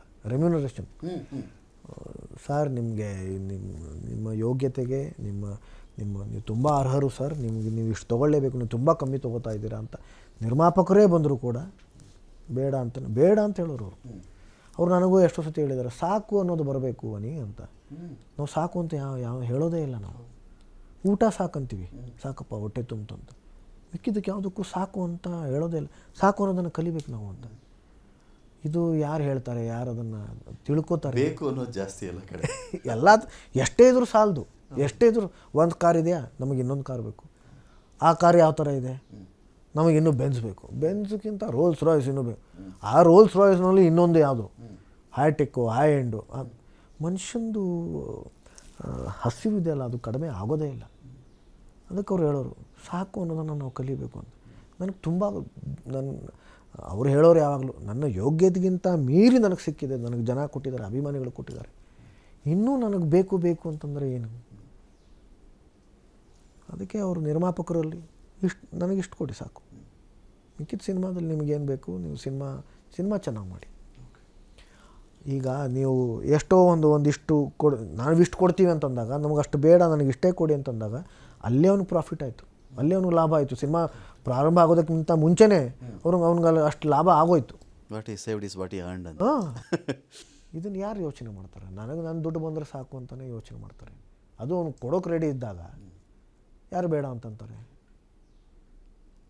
ಅಥವಾ ಎಲ್ಲಾದರೂ ಅಬ್ರಾಡ್ಗೆ ಹೋಗೋಣ, ವಿದೇಶದಲ್ಲಿ ಚಿತ್ರೀಕರಣ ಮಾಡೋಣ. ನಮ್ಮ ದೇಶನೇ ಸುಂದರವಾಗಿದೆ, ನಮ್ಮ ಕರ್ನಾಟಕ ತುಂಬ ಅದ್ಭುತವಾಗಿದೆ, ಸಾಕಿಷ್ಟು ಇದರಲ್ಲೇ ಮಾಡಿ. ಕೆಲವರು ಇನ್ನೊಮ್ಮೆ ಮಾತಾಡ್ತಾರೆ, ನನಗೆ ಗೊತ್ತಿಲ್ಲ ಅದು ಇಚ್ಛಾಮರಣಿ ಆದರೇನೋ ವಿಷ್ಣು ಸರ್. ಇಲ್ಲ ಆ ಥರ ಹೇಳ್ತಾರೆ ಕೆಲವರು. ಇಚ್ಛಾಮರಣಿ ಇಲ್ಲ ಅದಿಲ್ಲವೇ ಇಲ್ಲ. Passionate, it was very passionate. ತುಂಬ ಹೆಲ್ತು ಕೈಕೊಟ್ಟ ಕಾಲದಲ್ಲೂ ಆಪ್ತರಕ್ಷಕ ಮೂವಿ ಡಬ್ಬಿಂಗನ್ನು 3 ದಿನಗಳ ಕಾಲ ಸತತವಾಗಿ ಮುಗಿಸಿದ್ರು ಅಂತ ಹೇಳ್ತಾರೆ. ನಿರಂತರ ಮುಗಿಸ್ಕೊಟ್ರು. ಅಲ್ಲ, ಕೆಲಸ ಮುಗಿಸ್ಬೇಕು ಅಂದರೆ ಅವ್ರಿಗೆ ಕಾಲು ನೋವು ಇತ್ತು, ಅದೆಲ್ಲ ಇತ್ತು. ಕೆಲಸ ಆದಷ್ಟು ಬೇಗ ಆಗಬೇಕು, ನನ್ನಿಂದ ಏನೋ ಸಮಸ್ಯೆಗಳು ಆಗಬಾರ್ದು ಅನ್ನೋ ದೃಷ್ಟಿಯಲ್ಲಿ ಅವರು ಮುಗಿಸಿದ್ರು. ಅಲ್ಲ, ಅದಕ್ಕೆ ಆಮೇಲೆ ಈ ಥರದೊಂದು ಇಲ್ಲ, ಅದೇನೋ ಗೊತ್ತಾಯ್ತೇನೋ ಅವ್ರಿಗೆ. ಇಲ್ಲ ಅದಕ್ಕೆ ಅದನ್ನು ಸಿನಿಮಾಗೆ ತೊಂದರೆ ಆಗದ ರೀತಿಯಲ್ಲಿ ಅದನ್ನು ಕಂಪ್ಲೀಟ್ ಮಾಡಿಬಿಟ್ಟು ಅವ್ರು ಇದು ಮಾಡಿದ್ರು. ಇಲ್ಲ ಯಾವತ್ತೂ ಇಲ್ಲ. ಅವರ ಕುಟುಂಬದ ಸದಸ್ಯರೆಲ್ಲ ಒಬ್ಬರೇ ಅವ್ರ ಅಣ್ಣ ಬಿಟ್ಟರೆ ಮಿಕ್ಕಿದವರೆಲ್ಲ ಯಾರೂ ಕೂಡ 60 ದಾಟೇ ಇಲ್ಲ, 60 ಮುಟ್ಟೇ ಇಲ್ಲ. ಹಾಗಂತ ಇವರು ಕೂಡ ಆ ಥರ ಆಗಲ್ಲ, ಆ ಥರ ಏನೋ ಒಂದು ಆ ಥರ ಮೊದಲೇ ಅವ್ರಿಗೆ ಅನಿಸಿತ್ತು, ಗೊತ್ತಿತ್ತು ಅನ್ನೋದಿಲ್ವೇ ಇಲ್ಲ. ನಿಜ ಹೇಳಬೇಕು ಅಂತಂದರೆ ಅವ್ರಿಗೆ ಸಾವು ಕಂಡ್ರೆ ಆಗ್ತಾ ಇರಲಿಲ್ಲ ಅವ್ರಿಗೆ. ಯಾಕಂದ್ರೆ ತುಂಬ ಸಾವುಗಳನ್ನು ಅವ್ರ ಕುಟುಂಬದಲ್ಲೇ ನೋಡಿದ್ದಾರೆ. ಅವ್ರ ತಂಗಿ ಕೂಡ ಹೋಗಿದ್ದು ಅವ್ರ ಎದುರುಗಡೆನೇ ನೋಡಿದ್ದಾರೆ. ನಮಗಿಂತ ಚಿಕ್ಕವರು ನಮ್ಮ ಕಣ್ಣು ಮುಂದೆ ಹೋದರೆ ಅದು ತುಂಬ ಕಷ್ಟ. ಅದನ್ನು ನೋಡಿದ್ದಾರೆ ಅವರು. ಅದು ಅವ್ರಿಗೆ ಇಷ್ಟ ಇರಲಿಲ್ಲ ಅವ್ರಿಗೆ. ಅಂದರೆ ಅವ್ರಿಗೆ ಸಾವು ಅಂದರೆ ಕಂಡ್ರೆ ಆಗ್ತಿರ್ಲಿಲ್ಲ. ಹಾಗಿರುವಾಗ ಅವರು ಆಮೇಲೆ ಮೊಮ್ಮಕ್ಕಳು ಎಲ್ಲ ಇದ್ದಾರೆ. ಮೊಮ್ಮಕ್ಕಳ ಜೊತೆಯಲ್ಲಿ ಪ್ರತಿ ಕ್ಷಣ ಅವರು ಕಳೀತಾ ಇದ್ದಿದ್ದ ಕ್ಷಣ, ಇದು ಒಂದು ಸಂದರ್ಭ ಏನಿದೆ, ಅದು ತುಂಬ ಖುಷಿ ಪಡ್ತಾಯಿದ್ರು ಅವರು. ತುಂಬ ಅಂದರೆ ತುಂಬ ಖುಷಿ ಪಡ್ತಾಯಿದ್ರು. ಹಾಗಿರಬೇಕಾದ್ರೆ ಅವರು ಈ ಥರದ್ದು ಒಂದು ಅವ್ರಿಗೆ ಅನಿಸೋದಾಗಿರಬಹುದು ಅಥವಾ ಆಸೆ ಪಟ್ಟೋದಾಗಿರಬಹುದು, ಅದಿಲ್ಲವೇ ಇಲ್ಲ. ಅವರು ತುಂಬ ಖುಷಿಯಾಗಿರಬೇಕು ಅಂತ ಹೇಳ್ತಾರೆ. ಫುಡ್ಡಿನಾ Vishnu sir? Yeah okay. Foodie limit ಅದು ಇದು ಏನೂ ಇರ್ತಿರ್ಲಿಲ್ಲ, ಖುಷಿಯಿಂದ ಊಟ ಮಾಡೋರು. ಲಿಮಿಟ್ ಹೋಗ್ತಾ ಆಮೇಲೆ ಲಿಮಿಟ್ ಇದು ಮಾಡಿಕೊಂಡ್ರು. ಆದರೆ ಇಲ್ಲ, ತುಂಬ ಖುಷಿ. ಹಿಮಪಾತ ಟೈಮಿಗೆ ಸ್ವಲ್ಪ ಸಣ್ಣ ಆಗಿದ್ರು ಅಂತ ಹೇಳಿ. ಹೌದು, ಸಣ್ಣನೂ ಆದರು. ಆಮೇಲೆ ಅದಕ್ಕೆ ತುಂಬ ಎಕ್ಸಸೈಸು ಮಾಡೋರು, ತುಂಬ ಎಕ್ಸಸೈಸ್ ಮಾಡೋರು. ಯೋಗನ ಜಿಮ್ಮ ಯಾವ ಥರ? ಯೋಗ ಜಿಮ್ಮು ಮಾಡೋ ಡಂಬಲ್ಸ್ ಎಲ್ಲ ಇರೋದು ಜಾಸ್ತಿ. ಹೋಗ್ತಾ ಯೋಗ, ಪ್ರಾಣಾಯಾಮ, ಮೆಡಿಟೇಷನ್, ಇದು ಜಾಸ್ತಿ. ವಾಕಿಂಗ್ ತುಂಬ ಮಾಡೋರು. ಮೊನ್ನೆ ಅನಂತ್ ಸರ್ನ ಮಾತಾಡಿಸ್ತಿದ್ದೆ, ನಮ್ಮ ಆಫೀಸಿಗೆ ಬಂದಿದ್ದರು ಅನಂತ್ನಾಗ್ ಸರ್. ಅವ್ರು ಹೇಳ್ತಿದ್ರು, ಈ ಜನಗಳಿಗೆಲ್ಲ ಯಾರು ಹೇಳೋಕ್ಕಾಗತ್ತೆ, ಮೆಟಲ್ ಮುಟ್ಟಬೇಡಿ, ನಾನು 108 ಸೂರ್ಯ ನಮಸ್ಕಾರ ಮಾಡ್ತಿದ್ದೆ ನಾನು ಅಂತ. 108 ಬೆಸ್ಟ್. ಅದು 108 ಸೂರ್ಯ ನಮಸ್ಕಾರ ಮಾಡ್ತಿದ್ದೆ ಅಂದರು. ನನಗೆ ಶಾಕ್ ಆಯಿತು. 12 ಮಾಡಿ ಅಂದರೆ ಕೆಲವರು ಕಷ್ಟಪಡ್ತಾರೆ. 108 ಅಕಸ್ಮಾತ್ ಬೆಳಗ್ಗೆ ಅಷ್ಟು ಆಗಲಿಲ್ಲ ಅಂದರೆ ಬೆಳಗ್ಗೆ ಮಧ್ಯಾಹ್ನ ಸಂಜೆ ಅದನ್ನು ಡಿವೈಡ್ ಮಾಡ್ಕೊಂಡು ಮಾಡ್ತಿದ್ದೆ ಅಂತ ಅನಂತ್ ಸರ್ ಹೇಳ್ತಿದ್ರು. ಸೂರ್ಯ ನಮಸ್ಕಾರ ಬೆಸ್ಟ್. ಕರೆಕ್ಟ್. ಎಲ್ಲ ಬಾಡಿ ಎಲ್ಲ ಅಂಗಾಂಗಗಳಿಗೂ ಸರ್ವಾಂಗಾಸನ ಅದು. ಕರೆಕ್ಟ್. ಒಂದು ಕಡೆ ಪದ್ಮ ಪ್ರಶಸ್ತಿ ವಿಚಾರದಲ್ಲಿ ಏನಾದರೂ ಅದಕ್ಕೆ ರೆಫರ್ ಆದರೆ, ಶಿಫಾರಸ್ಸಾದರೆ ಹೇಗೆ ವಿಷ್ಣು ಸರ್ ಅಂತ? ಕರ್ನಾಟಕ ರತ್ನಕ್ಕೆ ನಿಲ್ಲಿಸಬಾರ್ದಲ್ವಾ ಅಂತ? ಖಂಡಿತ ಅವ್ರು ಬರಬೇಕು, ಅವ್ರಿಗೆ ಬರಲೇಬೇಕು. ಅವ್ರಿಗೆ ವೆಯ್ಟ್ ಮಾಡಿ, ದೇವರ ಅನುಗ್ರಹ ನೋಡೋಣ. ಅನಿರುದ್ಧ್ ಅವರು ಮತ್ತೆ ಸ್ಕ್ರೀನ್ ಮೇಲೆ ನಂದೀಗ ಸೂರ್ಯವಂಶ ನಡೀತಾ ಇದೆ. ಈಗ ಬರೋ ತಿಂಗಳು ಮೊದಲನೇ ವಾರನೇ ಬಹುಶಃ 500 ಸಂಚಿಕೆಗಳು ನಾವು ಮುಗಿಸ್ತೀವಿ. ಅದು ಒಂದು ಸಿನಿಮಾ ನಾನು ಯಾವುದೂ ಮಾಡ್ತಾಯಿಲ್ಲ, ಬರವಣಿಗೆ ನಂದು ನಡೀತಾ ಇದೆ. ನನ್ನ ಲೇಖನಗಳ ಒಂದು ಸಂಕಲನ ಬರ್ತಾಯಿದೆ. ಇದೇ 28ನೇ ತಾರೀಕು ಅದು ಬಿಡುಗಡೆ ಆಗ್ತಾಯಿದೆ. ಅದು ಒಂದಿದೆ. ನಂತರ ಕಾದಂಬರಿ ಕೂಡ ಬರೀತಾ ಇದ್ದೀನಿ. ಅಂದ್ಕೊಂಡು ಹಾಗಾದರೆ ಅದು ಬರೋ ವರ್ಷ ಅದು ಕೂಡ ಬಿಡುಗಡೆ. ಕಾದಂಬರಿ ಸಬ್ಜೆಕ್ಟ್ ಕೇಳ್ಬೋದಾ? ಕಾಲ್ಪನಿಕ ಕಥೆ. ಕಾಲ್ಪನಿಕ, ಓಕೆ. ಅದನ್ನು ಆಮೇಲೆ ಮೂವಿ ಮಾಡುವಂಥ ಯೋಚನೆ ನನಗೆ ಗೊತ್ತಿಲ್ಲ. ಮುಂದೆ ಏನಾಗುತ್ತೆ ಮುಂದೆ ಗೊತ್ತಿಲ್ಲ. ನಾನು ಇವತ್ತಿನ ದಿನ ಏನಿದೆ ಅದನ್ನು ತುಂಬ ಶ್ರದ್ಧೆಯಿಂದ ಅದನ್ನು ನಿಭಾಯಿಸ್ತೀನಿ. ಇವತ್ತಿನ ದಿನ ಆಗಿರ್ಬೋದು, ಇವತ್ತಿನ ಕೆಲಸ ಆಗಿರ್ಬೋದು, ಮುಂದೆ ಆ ಭಗವಂತನೇ ನಡೆಸ್ಕೊಂಡು ಹೋಗ್ತಾನೆ. ನಮಗೆ ಗೊತ್ತಿರಲಿಲ್ಲ. ಎಷ್ಟೋ ವಿಷಯಗಳ ಬಗ್ಗೆ ಯೋಚನೆ ಮಾಡಿದಾಗ ನನಗದು ಗೊತ್ತೇ ಇರಲ್ಲ, ನಾನು ಅದನ್ನು ಮಾಡ್ತೀನಿ ಅಂತ. ಸುದೀಪ್ ಸರ್ ಅವರು ವಿಷ್ಣು ಸರ್ ಬಗ್ಗೆ ತೆಗೆದುಕೊಳ್ತಕ್ಕಂಥ ಕೆಲವು ವಿಷಯಗಳ ಇನಿಷಿಯೇಟಿವ್ ಬಗ್ಗೆ ಏನು ಅನಿಸುತ್ತೆ ನಿಮಗೆ? ಸಂತೋಷ ಸರ್. ಯಾರೇ ನಾನು ಹೇಳಿದ್ನಲ್ಲ ಆಗಲಿ, ಯಾರೇ ಏನೇ ಮಾಡಿದ್ರು ನಮಗೆ ಸಂತೋಷನೇ. ಅಪ್ಪವ್ರ ಬಗ್ಗೆ ಅವ್ರ ಬಗ್ಗೆ ಪ್ರೀತಿಯನ್ನು ತೋರಿಸಿದಾಗ ಅವರವರ ರೀತಿಯಲ್ಲಿ ಯಾರೇ ತೋರಿಸಿದ್ರು ಕೂಡ ಸಂತೋಷನೇ. ಈ ಬೇಟನ್ನು ಅದು ರಾಜ್ಕುಮಾರ್ ಸರ್ ಆಗಲಿ, ವಿಷ್ಣು ಸರ್, ಅಂಬರೀಷ್ ಅವರು ಇವರೆಲ್ಲ ಕ್ಯಾರಿ ಮಾಡಿದಂಥ ಒಂದು ಪರಂಪರೆಯ ಬೇಟನ್ ಇದೆಯಲ್ಲ, ಅದು ನೆಕ್ಸ್ಟು ಸೇಫ್ ಹ್ಯಾಂಡ್ಸ್ ಕೈಲಿದೆ ಅಂತಲೇ ಅನಿಸುತ್ತೆ ತಮಗೆ ಅಂತ. ನೆಕ್ಸ್ಟ್ ಅದನ್ನು ಕ್ಯಾರಿ ಮಾಡ್ತಾರಲ್ಲ ಪರಂಪರೆಯನ್ನು. Life goes on, okay, but it will never be the same. It may be in a different angle, different perception too. So life goes on. ಯಾರಿಂದನೂ ಜೀವನ ನಿಲ್ಲಲ್ಲ, ಆದರೆ ಅದು ಅದೇ ಥರ ಇರಲ್ಲ ಜೀವನ. ಅದು ಕೂಡ ನಾವು ಅದನ್ನು ಒಬ್ಬೊಬ್ಬರದೊಂದು ತೂಕ, ಒಬ್ಬೊಬ್ರದ್ದೊಂದು ತೂಕ. ನಾನು ಹೇಳಿದ್ನಲ್ಲ, ಕನ್ನಡ ಚಿತ್ರರಂಗನೇ ಅಥವಾ ಚಿತ್ರರಂಗನೇ ಹೇಳಿದ್ರೆ ಅದು ಸುವರ್ಣ ಕಾಲ. ಹಾಗಂತ ಇವಾಗಲೂ ಒಳ್ಳೊಳ್ಳೆ ಸಿನಿಮಾಗಳು ಬರ್ತಾನೆ ಇವೆ. ಆದರೆ ಇವತ್ತಿನ ಸಿನಿಮಾಗಳು ನಾವು ಮತ್ತೆ ಮತ್ತೆ ನೋಡಲ್ಲ, ಅದು ದುರಂತ. ಒಂದು ತುಂಬ ಮಾಧ್ಯಮಗಳು ಬಂದಿವೆ, ತುಂಬ ಮಾಧ್ಯಮಗಳು. ಯೂಟ್ಯೂಬ್ ಇದೆ, ವೆಬ್ ಸೀರೀಸ್ ಇದ್ದಾವೆ, ಒಂದಾದಮೇಲೆ ಇನ್ನೊಂದಾದ್ಮೇಲೆ ಮಗದೊಂದು ರೀಲ್ಸ್ಗಳು ನೋಡ್ತಾರೆ, ಅದು ನೋಡ್ತಾರೆ.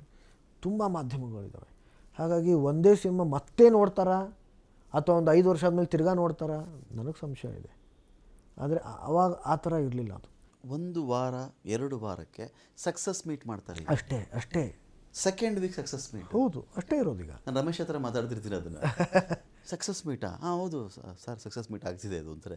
ಹೇಗೆ ಅಂದರೆ ಆಯ್ತಲ್ಲ, 1 ವಾರ ಆದರೆ ಸಾಕು ಸರ್. ಅದೇ ಆವಾಗ ಗೋಲ್ಡನ್ ಜೂಬ್ಲಿ, ಪ್ಲಾಟಿನಮ್ ಜೂಬ್ಲಿ ಏನೇನೋ ಎಲ್ಲ ವರ್ಷಾನುಗಟ್ಟಲೆ ಓಡೋದು ಸಿನಿಮಾಗಳು. ಇವಾಗಿಲ್ಲ ಅದು. ಆದರೂ ಕೂಡ ಆ ಕಾಲ ನಾವು ಎಷ್ಟು ಮೆರೆಸ್ತೀವೋ ಅಥವಾ ಅದಕ್ಕೆ ನಾವು ಹೊಗಳ್ತೀವೋ ಅದನ್ನು, ಇವತ್ತಿನ ಕಾಲ ಕೂಡ ಅಷ್ಟೇ ನಾವು ಹೊಗಳಲೇಬೇಕು. ಯಾಕಂತಂದರೆ ಇವತ್ತಿನ ಕಾಲದ ಕಾಂಪಿಟೇಷನಲ್ಲಿ ಹೌದು, ಅದು ಆ ಸಿನಿಮಾ ಒಂದು ಹಿಟ್ ಆಗುತ್ತೆ ಅಂತಂದರೆ, ಜನ ಇಷ್ಟಪಡ್ತಾರೆ ಅಂತಂದರೆ, ಅದಕ್ಕೂ ಕೂಡ ಒಂದು ಅರ್ಹತೆ ಇದೆ ಅನ್ನೋದೇ. ಹಾಗಾಗಿ ಅದನ್ನು ಕೂಡ ನಾವು ಹೊಗಳಲೇಬೇಕು. ಸುವರ್ಣ ಯುಗದಲ್ಲಿ ಪ್ಯಾನ್ ಇಂಡಿಯಾ ಆಗಬೇಕಾಗಿತ್ತ ಇನ್ನೂ ಜೋರಾಗಿ ಅಂತ. ಆಗಿವೆ, ಅನೇಕ ಮೂವಿಗಳಾಗಿದೆ, ರಿಮೇಕನ್ನು ಮಾಡ್ಕೊಂಡಿದ್ದಾರೆ ಸರಿ. ಬಟ್ ಇವತ್ತಿಗೆ ಪ್ಯಾನ್ ಇಂಡಿಯಾ ಅಂಥೇಳಿ ಅದರ ಹಿಂದೆ ಓಡ್ತಿರ್ತಕ್ಕಂಥ ಒಂದು ಕಾಲಘಟ್ಟದಲ್ಲಿ ಸುವರ್ಣ ಯುಗದಲ್ಲೂ ಈ ಪ್ಯಾನ್ ಇಂಡಿಯಾ ಇರಬೇಕಾಗಿತ್ತು ಅನ್ನೋ ಒಂದು ಫೀಲ್ ಬರಲ್ವಾ? ರೀಚ್ ಪರ್ಸೆಪ್ಷನಿಂದ ಒಳ್ಳೆ ಪ್ರಶ್ನೆ. ಚಿನ್ನದ ಮೊಟ್ಟೆ ಇಡೋ ಕೋಳಿಗಳೆಲ್ಲವೂ ಇಲ್ಲೇ ಉಳ್ಕೊಂಬಿಟ್ಟುವ ಅಂತ. ತುಂಬ ಒಳ್ಳೆ ಪ್ರಶ್ನೆ ಇದು. ಈಗ ಬೇರೆ ದೃಷ್ಟಿಯಲ್ಲಿ ಯೋಚನೆ ಮಾಡೋಕ್ಕೆ ಹೋದರೆ, ಈಗ 2 ದೃಷ್ಟಿ ಹೇಳ್ತೀನಿ ನಾನು. ಒಂದು, ರೀಮೇಕ್ ಸಿನಿಮಾಗಳಿಂದ. ಈಗ ಕನ್ನಡ ಸಿನಿಮಾ ತೆಲುಗುನಲ್ಲಾಯಿತು, ತಮಿಳಲ್ಲಾಯಿತು, ಅಥವಾ ಮಲಯಾಳಂ ಆಯಿತು, ಹಿಂದಿನಲ್ಲೂ ಆಯಿತು. ಅದೇ ಥರ ಬೇರೆ ಭಾಷೆ ಸಿನಿಮಾಗಳು ಇಲ್ಲ ಆಯಿತು ಅಂತಂದರೆ ಅಷ್ಟೊಂದು ಜನಗಳಿಗೆ ಕೆಲಸ ಸಿಗುತ್ತೆ. ಆ ಜನ ತುಂಬ ಜನ ಇರ್ತಾರೆ. ಅಷ್ಟೊಂದು ಆ ಕುಟುಂಬಗಳು ಎಲ್ಲ ಬದುಕ್ತವೆ, ಉಳ್ಕೋತವೆ, ಜೀವಿಸ್ತವೆ. ಹಾಗಾಗಿ ರೀಮೇಕಿಂದ, ಆಮೇಲೆ ರೀಮೇಕ್ ಎಷ್ಟೋ ಸಲ ಅದೇ ಥರ ಮಾಡೋದೂ ಇಲ್ಲ. ಎಷ್ಟೋ ಸಲ ಏನೋ ಒಂದು ಚೇಂಜ್ ಮಾಡ್ತಾರೆ, ಅಳವಡಿಸ್ಕೊಂಡು ಮಾಡ್ತಾರೆ. ಆದರೆ ಅಷ್ಟೊಂದು ಜನಕ್ಕೆ ಕೆಲಸನೂ ಸಿಗುತ್ತೆ. ಇದು ಒಂದು ದೃಷ್ಟಿ. 2ನೇ ದೃಷ್ಟಿ, ನೀವು ಪ್ಯಾನ್ ಇಂಡಿಯಾ ಅಂತ ಹೇಳಿದ್ರಲ್ಲ, ಬೆಂಗಾಲಿ ಸಿನಿಮಾ ಅಂತ ಅಂದ್ಕೊಳ್ಳಿ, ಅಥವಾ ಒರಿಸ್ಸಾದಲ್ಲಿ ಆಗಿರ್ತಕ್ಕಂಥ ಸಿನಿಮಾ ಅಂತ ಅಂದ್ಕೊಳ್ಳಿ. ಸತ್ಯಜಿತ್ ರೇ ಅವ್ರ ಸಿನಿಮಾ ತೊಗೊಳ್ಳಿ.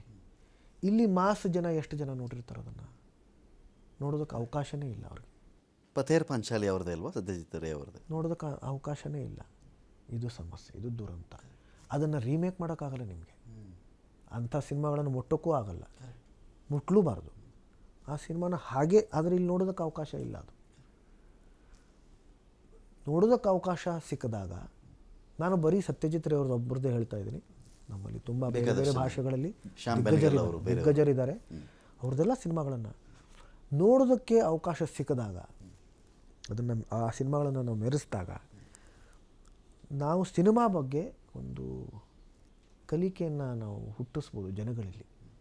ಮಾಸ್ ಸಿನಿಮಾ ಒಂದು ಕಡೆ ಆದರೆ ಈ ಥರದ ಸಿನಿಮಾಗಳು ಕೂಡ ಜನ ಇಷ್ಟಪಡಬೇಕು, ತಿಳ್ಕೋಬೇಕು, ಅರ್ಥ ಮಾಡ್ಕೋಬೇಕು. ಸಿನಿಮಾ ಅಂತಂದರೆ ಕೇವಲ ಮನೋರಂಜನೆ ಅಷ್ಟೇ ಅಲ್ಲ, ತುಂಬ ವಿಷಯಗಳಿದ್ದಾವೆ.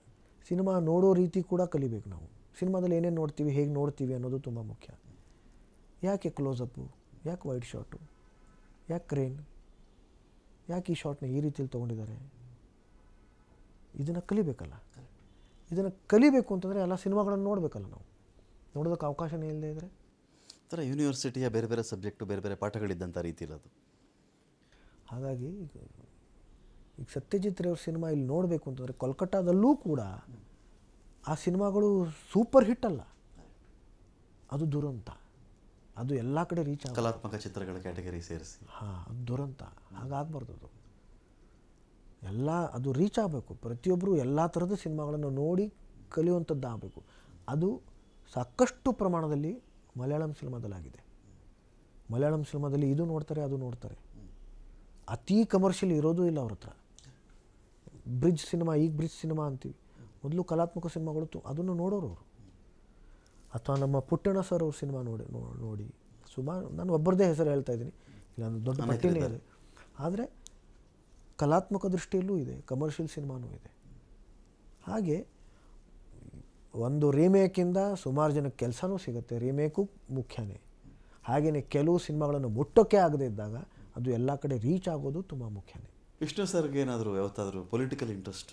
ಇಲ್ಲ, ಇರಲಿಲ್ಲ. ನೆವರ್, ಒಂದು ಕ್ಷಣಕ್ಕೂ ಅನಿಸಿಲ್ಲ? ಇಲ್ಲ, ಯಾವತ್ತೂ ಇಲ್ಲ. ನಿಂತು ಬಿಡ್ಬೇಕು, ಒಂದು MLA ಆಗ್ಬೇಕು ನಾನು. ತುಂಬ ಜನ ಅವ್ರನ್ನ ಕೇಳಿದ್ದಾರೆ, ಬೇಡಿಕೊಂಡಿದ್ದಾರೆ, ಆದರೆ ಅವರು ಯಾವತ್ತೂ ಇಲ್ಲ. ಅವ್ರಿಗೆ ಭ್ರಷ್ಟಾಚಾರ ಆಗ್ತಿರ್ಲಿಲ್ಲ.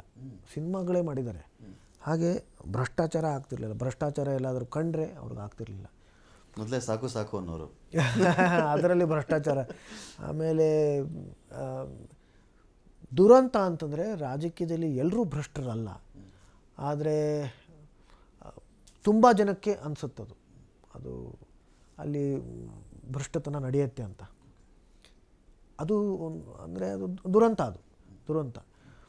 ಹಾಗಾಗಿ ಅವ್ರು ಯಾವಾಗಲೂ ಹೇಳೋರು, ನಾನು ಏನಾದರೂ ಕೊಂಡ್ಕೊಳ್ತೀನಿ, ನಾಳೆ ಏನಾದರೂ ಗಾಡಿ ತೊಗೊಳ್ತೀನೋ, ಇನ್ನೊಂದು ಏನೋ ಒಂದು ವಸ್ತು ತೊಗೊಳ್ತೀನೋ, ನಾಳೆ ಯಾರಾದರೂ ಬಂದು ಇವನು ಇದನ್ನು ತಿಂದಿದ್ದಾನೆ, ತಿಂದಿರೋ ದುಡ್ಡಲ್ಲಿ ಇದನ್ನು ಮಾಡ್ಕೊಂಡಿದ್ದಾರೆ ಅಂತ ಹೇಳಬಾರ್ದು ನನಗೆ. ನಾನು ಕಷ್ಟಪಟ್ಟು ಸಂಪಾದನೆ ಮಾಡಿ ಇದನ್ನು ತೊಗೊಂಡಿದ್ದೀನಿ, ಕೊಂಡ್ಕೊಂಡಿದ್ದೀನಿ. ಅದು ಹಾಗೇ ಇರಬೇಕು. ಅದಕ್ಕೆ ನನಗೆ ಗೌರವ ಸಿಗಬೇಕು. ನನಗೆ ಭ್ರಷ್ಟತನದಿಂದ ಅಥವಾ ಅದು ಭ್ರಷ್ಟಾಚಾರದಿಂದ ನಾನು ಇದನ್ನು ಸಂಪಾದನೆ ಅಂದರೆ ಇದನ್ನು ಕೊಂಡ್ಕೊಂಡಿದ್ದೀನಿ ಅನ್ನೋ ಥರದಲ್ಲಿ ಅದು ಆಗಬಾರ್ದು. ಹಾಗಾಗಿ ಅದು ನನಗೆ ಬೇಡ ಅಂತಲೇ ಹೇಳೋರು ಅವರು. ಅಂದರೆ ಇದು ದುರಂತ. ಎಲ್ಲರೂ ಆ ಥರ ಇಲ್ಲ, ಭ್ರಷ್ಟರಿಲ್ಲ, ಎಲ್ಲರೂ ಇಲ್ಲ ರಾಜಕೀಯದಲ್ಲಿ. ಕೆಲವರಿಂದ ಅದು ಆ ಥರ ಒಂದು ಇಮೇಜ್ ಆ ಥರ ಇರೋದರಿಂದ ಅವರು ಅದು. ಅಂಬರೀಷ್ ಸರ್ ಯಾವತ್ತನ ಕರೆದಿದ್ರಾ? ಅಂಬರೀಷ್ ಸರ್ ಯಾವತ್ತನ ಕರೆದಿದ್ದೀರಾ ಇವ್ರನ್ನ? ವಿಷ್ಣು ಸರ್ ರಾಜಕೀಯಕ್ಕೆ ಬಂದ್ಬಿಡಿ, ನಾನು ಇದ್ದೀನಿ, ಬಂದ್ಬಿಡಿ. ಅವರು ಇಬ್ಬರು ಹೇಗಿದೆ ಉತ್ತರ ದಕ್ಷಿಣ ಇಬ್ಬರು, ಕರೆಕ್ಟು. ಅದಕ್ಕೆ ಅಟ್ರಾಕ್ಟ್ ಆಗೋದು. ಕರೆಕ್ಟ್. ಎಲ್ಲ ದೃಷ್ಟಿಯಲ್ಲೂ ಉತ್ತರ ದಕ್ಷಿಣನೇ. ಅಂದರೆ ಅಷ್ಟೇ ಇಬ್ಬರು ಅಂದರೆ ಪ್ರೀತಿ ಅಂದರೆ ನಾನು ಆ ಥರದ ಸ್ನೇಹ ನೋಡೇ ಇಲ್ಲ. ನಾನು ನಿಜ ಜೀವನದಲ್ಲೂ ನೋಡಿಲ್ಲ, ಚಿತ್ರರಂಗದಲ್ಲಂತೂ ನೋಡೇ ಇಲ್ಲ. ಏನಾಗುತ್ತೆ ಚಿತ್ರರಂಗದಲ್ಲಿ ಸುಮಾರು ಸಲ ನೋಡ್ತೀವಿ ನಮ್ಮ ಜೊತೆ ಇರೋ ಕಲಾವಿದರ ಬಗ್ಗೆ ಅವ್ರ ಸಿನಿಮಾ ಏನಾದರೂ ಹಿಟ್ ಆಯಿತು, ಓಡ್ತು ಅಂತಂದರೆ ಒಂದು ಅಸೂಯೆ ಎಲ್ಲಾದರೂ ಹುಟ್ಕೊಳ್ಳೋದು. ಇವರಿಬ್ಬರ ಮಧ್ಯೆ ಆ ಥರ ಇರಲೇ ಇಲ್ಲ, ಅಸೂಯೆನೇ ಇರಲಿಲ್ಲ. ಇವ್ರು ರೇಗಿಸ್ಕೋತಾ ಇದ್ರ ಇವ್ರು ಮಾಡಿರೋ ಪಾತ್ರದ ಬಗ್ಗೆ, ಅವ್ರು ಮಾಡಿದ ಪಾತ್ರದ ಬಗ್ಗೆ ಇವ್ರು ಏನಾದರೂ ಕಿಚಾಯಿಸೋದೆಲ್ಲ ಪಾತ್ರಗಳ ಬಗ್ಗೆ ಇಲ್ಲ. ಕಿಚಾಯಿಸೋದು ಆಗಿರ್ಬೋದು. ಇವ್ರ ಅಪ್ಪ ಅವರು ಅಂಬರೀಷ್ ಅಂಕಲ್ದು ಏನಾನು ಕಿಚಾಯಿಸೋರು, ಅವರು ಇದು ಮಾಡೋರು, ತಮಾಷೆ ಮಾಡೋರು. ಆದರೂ ಅಂಬರೀಷ್ ಅಂಕಲ್ಲು ಒಂದು ಹಂತದಲ್ಲಿ ಅಂದರೆ ಅಪ್ಪ ಅವ್ರನ್ನ ತುಂಬ ಗೌರವಿಸೋರು. ಅಂದರೆ ಒಂದು ಅಣ್ಣನ ಸ್ಥಾನ ಕೊಟ್ಟಿದ್ರು ಅವರು, ಇವರು ತಮ್ಮನ ಸ್ಥಾನ ಕೊಟ್ಟಿದ್ರು. ಹಾಗಾಗಿ ಇಬ್ಬರೂ ಕಿಚಾಯಿಸಿದ್ರು ಕೂಡ ಸ್ವಲ್ಪ ವ್ಯತ್ಯಾಸ ಇರ್ತಾಯಿತ್ತು. ಅಂದರೆ ಅಪ್ಪವ್ರು ಕಿಚಾಯಿಸೋದು ರೀತಿ ಬೇರೆ, ಅವ್ರು ಕಿಚಾಯಿಸೋ ರೀತಿ ಬೇರೆ. ಹಾಗೆ ಅಂದರೆ ಅಂಬರೀಷ್ ಅಂಕಲ್ ಕಿಚಾಯಿಸೋದಕ್ಕಿಂತ ತಮಾಷೆ ಮಾಡ್ತಾಯಿದ್ರು ಅಂತ ಅಂದ್ಕೊಳ್ಳಿ. ಅಂದರೆ ಯಾವತ್ತೂ ಕಿಚಾಯಿಸೋದು ಆ ಥರ ಮಾಡ್ತಿರಲಿಲ್ಲ. ಒಂದು ಅಣ್ಣನ ಸ್ಥಾನ ಅದು ವಯಸ್ಸಲ್ಲಾಗಿರಬಹುದು, ಅಥವಾ ಅಂದರೆ ಚಿತ್ರರಂಗದಲ್ಲೂ ಅವರ ಸ್ಥಾನ ಆಗಿರಬಹುದು, ಅಥವಾ ಮೂರನೇದಾಗಿ ಶಿಸ್ತಿನ ವಿಚಾರದಲ್ಲಿ ಆಗಿರಬಹುದು. ತುಂಬ ಗೌರವಿಸೋರು ಅಂಬರೀಷ್ ಅಂಕಲ್ ಅವರನ್ನು, ತುಂಬ ಗೌರವಿಸೋರು. ಆದರೆ ಇವ್ರಿಗೂ ಕೂಡ ಅವರು ಶಿಸ್ತಿನ ವಿಚಾರದಲ್ಲಿ ಅವರು ಅಥವಾ ಅವರು ನಡವಳಿಕೆ, ಅವ್ರ ನಡತೆ ಏನಿದೆ ಅಲ್ಲ, ತುಂಬ ಇಷ್ಟಪಡೋರಪ್ಪ. ನಾನು ಆ ಥರ ಇಲ್ವಲ್ಲ, ಅದನ್ನು ಇಷ್ಟಪಡೋರು. ನನ್ನ ಕೈಲಿ ಮಾಡೋಕ್ಕಾಗಲ್ಲ, ನೀನು ಮಾಡ್ತೀಯಲ್ಲ, ಇಷ್ಟಪಡೋರು ಅದನ್ನು. ಸಾಧ್ಯನೇ ಇಲ್ಲ ನನಗೆ ಅದು, ಬಟ್ ಆದರೂ ಇಷ್ಟ ಅದು. ತುಂಬ ಇಷ್ಟಪಡೋರು ಅವ್ರನ್ನ. ಅವ್ರು ನೋಡಿದ್ರೆ, ಅವ್ರು ಮಾತಾಡೋ ರೀತಿ ನೋಡಿದ್ರೆ ತುಂಬ ಇಷ್ಟಪಡೋರು. ನಿನ್ನ ಥರ ಇರಬೇಕು ಅನ್ನೋ ಅಂತ ಎಲ್ಲ ಎಂಜಾಯ್ ಮಾಡ್ಕೊಂಡು ಇರಬೇಕು, ನನಗೆ ಆಗಲ್ಲ ಖುಷಿ. ನಾನು ಆ ಥರ ಇಲ್ಲ. ಅಂದರೆ ಅವ್ರು ಮಾತಾಡೋ ರೀತಿ, ಬೈಯೋ ರೀತಿ ಇಷ್ಟಪಡೋರು ಇವರು. ಇವರು ಆ ಥರ ಇರಲಿಲ್ಲ. ಅಂದರೆ ಅಷ್ಟು ಬೈಕೊಂಡು, ಆಮೇಲೆ ಸುಲಭನೂ ಅಲ್ಲ ಅದು. ಅದಕ್ಕೊಂದು ಅಂದರೆ ಅಷ್ಟು ಪ್ರೀತಿ ಸಂಪಾದನೆ ಮಾಡಿರಬೇಕು ಅಂಬರೀಷ್ ಅಂಕಲ್ಲು. ಸುಲಭ ಅಲ್ಲ ಆ ಥರ ಇದ್ಕೊಂಡು ಇಷ್ಟೊಂದು ವರ್ಷ ಇರೋದು ಚಿತ್ರರಂಗದಲ್ಲಿ, ಸುಲಭನೇ ಅಲ್ಲ. ಯಾರನ್ನಾದರೂ ಈಗ ಬೈದರೆ ಯಾರು ಕೇಳ್ತಾರೆ ಅದನ್ನು. ಆದರೆ ಇವ್ರು ಬೈದೇ ಇದ್ರೆ ಜನಕ್ಕೆ ಬೇಜಾರಾಗೋದು. ಯಾಕಣ್ಣ ನೀವು ಈ ಥರ ಮಾತಾಡ್ತಾ ಇದ್ದೀರಾ, ನಮ್ಮಿಂದ ಏನಾದರೂ ತಪ್ಪಾಗಿದೆ ಏನಿವ್ರೆ ಅಂತ ಹೇಳಿದ್ರೆ ಆಗಲ್ವಂತೆ. ಯಾಕೋ ಇವತ್ತು ಇವರೆಲ್ಲ ಬೇರೆಯವ್ರಿಗೆ ಫೋನ್ ಕೊಡಿ ಅನ್ನೋರಂತೆ, ಎಷ್ಟೋ ಜನ ಅಂಬರೀಷ್ ಅವ್ರಿಗೆ ಫೋನ್ ಕೊಡಿ ಅನ್ನೋರಂತೆ. ಅವ್ರು ಬೈದ್ರೇ ಜನ ಇಷ್ಟಪಡೋರು, ಖುಷಿ ಪಡೋರು. ಅಂದರೆ ಆ ಒಂದು ಅಷ್ಟೊಂದು ಅವ್ರು ಸಂಪಾದನೆ ಮಾಡಿದ್ರು. ಆಮೇಲೆ ಆ ಬೈಯೋದ್ರಲ್ಲೂ ಕೂಡ ಪ್ರೀತಿಯಿಂದ ಬೈಯೋರು ಅವರು. ಅದು ಕಾಣಿಸೋದು ಅದು. ಹಾಗಾಗಿ ಅದು ಜೋಡಿನೇ ಬೇರೆ ಇತ್ತು, ಆ ವ್ಯಕ್ತಿಗಳೇ ಬೇರೆ ಇತ್ತು. ಭಾರತಿ ಮೇಡಮ್ ಮತ್ತು ವಿಷ್ಣು ಸರ್, ಈ ಜೋಡಿ, ಇವರ ಥಾಟ್ ಪ್ರಾಸೆಸ್ಸು, ಥಾಟ್ ಎಕ್ಸ್ಚೇಂಜ್ ಆಗ್ತಿದ್ದು ಹೋಗ್ತಾ ಅಂತೂ ಅಮ್ಮನಿಗೆ ಅವರು ತಾಯಿ ಸ್ಥಾನ ಕೊಟ್ಟಿದ್ರು. ಅದು ಸುಲಭ ಅಲ್ಲ. ಅದು ತಾಯಿ ಸ್ಥಾನ ಕೊಟ್ಟಿದ್ರು ಅಂತಂದರೆ ಅವರು ಎಷ್ಟು ಸೇವೆ ಸಲ್ಲಿಸಿರಬಹುದು, ಅಥವಾ ಗಟ್ಟಿಯಾಗಿ ಅವರ ಜೊತೆಯಲ್ಲಿ ಪರಮಹಂಸರ ವಿಚಾರಧಾರೆಗಳು. ಹೌದು. ಅಂದರೆ ಅವರ ಜೊತೆಯಲ್ಲಿ ಅವರು ಎಲ್ಲ ಏರಿಳಿತಗಳಲ್ಲಿ ಅವರು ನಿಂತ್ಕೊಂಡಿರೋದು ಅದು ಸುಲಭ ಅಲ್ಲ. ಅವರು ಗಟ್ಟಿಯಾಗಿ ನಿಂತ್ಕೊಂಡಿರೋದ್ರಿಂದಾನೇ ಅವರು ಅಪ್ಪವರು ಇಷ್ಟು ವರ್ಷ ಚಿತ್ರರಂಗದಲ್ಲಿ ಇದ್ದರು. ಕನ್ನಡ ಚಿತ್ರರಂಗದ ಮಟ್ಟಿಗೆ, ಈ ನಾಡಿನ ಮಟ್ಟಿಗೆ, ಈ ಮನೆಗೆ, ಈ ಮನೆತನಕ್ಕೆ ದೊಡ್ಡ ಗೌರವ ಇದೆ. ಈ ಗೌರವ ಇನ್ನೂ ಹೆಚ್ಚಲಿ. Thank you. ದೇಶ ವಿದೇಶಗಳ ಮಟ್ಟದಲ್ಲಿ ವಿಷ್ಣು ಸರ್ಗೆ ಇನ್ನೂ ಅನೇಕ ಪುರಸ್ಕಾರಗಳು ಒಲಿದು ಬರಲಿ. Thank you so much. ನೀವು ಇಷ್ಟು ಹೊತ್ತು ವಿಷ್ಣು ಸರ್ ಬಗ್ಗೆ, ನಿಮ್ಮ ಅನುಭವಗಳ ಬಗ್ಗೆ, ಥ್ಯಾಂಕ್ ಯು. 75ನೇ ವರ್ಷ ಅವರು ತುಂಬಿಸಿರ್ತಕ್ಕಂಥ ಹೊತ್ತಲ್ಲಿ ಮಾಡಿದ ಮಾತುಗಳ ಬಗ್ಗೆ ಧನ್ಯವಾದಗಳು. Thank you. ಇಂಥ ಸಂದರ್ಶನ ಇರುತ್ತಲ್ಲ, ಇಂಥ ಸಂದರ್ಶನ ಯಾವಾಗಲೂ ನಾವೇನೋ ಮುಗಿಸ್ಬಿಟ್ವಿ, ಇದಾಯಿತು, ಇಷ್ಟೇ ವಿಷಯ ಇದ್ದಿದ್ದು, ಇಷ್ಟೇ ಚೌಕಟ್ಟಿತ್ತು ಅಂತ ನಾವು ಭಾವಿಸ್ಬೇಕಾಗಿಲ್ಲ. ಎಷ್ಟೊಂದು ವಿಷಯಗಳಿರ್ತವೆ. ಕಾಲಮಿತಿ, ನಾವು ಮಾತನಾಡಿದಂಥ ಸಮಯ ಎಲ್ಲವನ್ನೂ ಪರಿಗಣಿಸಿದಾಗ ಒಂದು ಸಂದರ್ಶನಕ್ಕೆ ಒಂದು ಬ್ರೇಕ್ ಅಂತನೋ, ಒಂದು ವಿರಾಮ ಅಂತನೋ, ಒಂದು ಪೂರ್ಣ ವಿರಾಮ ಅಂತನೋ ಬೇಕಿರುತ್ತೆ. ಆ ಕಾರಣದಿಂದಾಗಿ ಮಾತ್ರ ಅನಿರುದ್ಧ್ ಸರ್ ಜೊತೆಗೆ ಸಂದರ್ಶನ ಮುಗಿಸಿದ್ದೀನಿ. ಮತ್ತಷ್ಟು ಇನ್ನೊಮ್ಮೆ ಅವ್ರನ್ನ ಮಾತನಾಡಿಸ್ತೀನಿ. ಸದ್ಯಕ್ಕೆ ಅವ್ರನ್ನ ನಾನು ಬೀಳ್ಕೊಡ್ತಾ ಇದ್ದೀನಿ. Thank you Anirudh sir, thank you so much. ಇದರೊಂದಿಗೆ ಅನಿರುದ್ಧ್ ಜತೆಕರ್ ಅವರೊಂದಿಗಿನ ಸಂದರ್ಶನ ಮುಗಿಸ್ತಾ ಇದ್ದೀನಿ. ನಮಸ್ಕಾರ.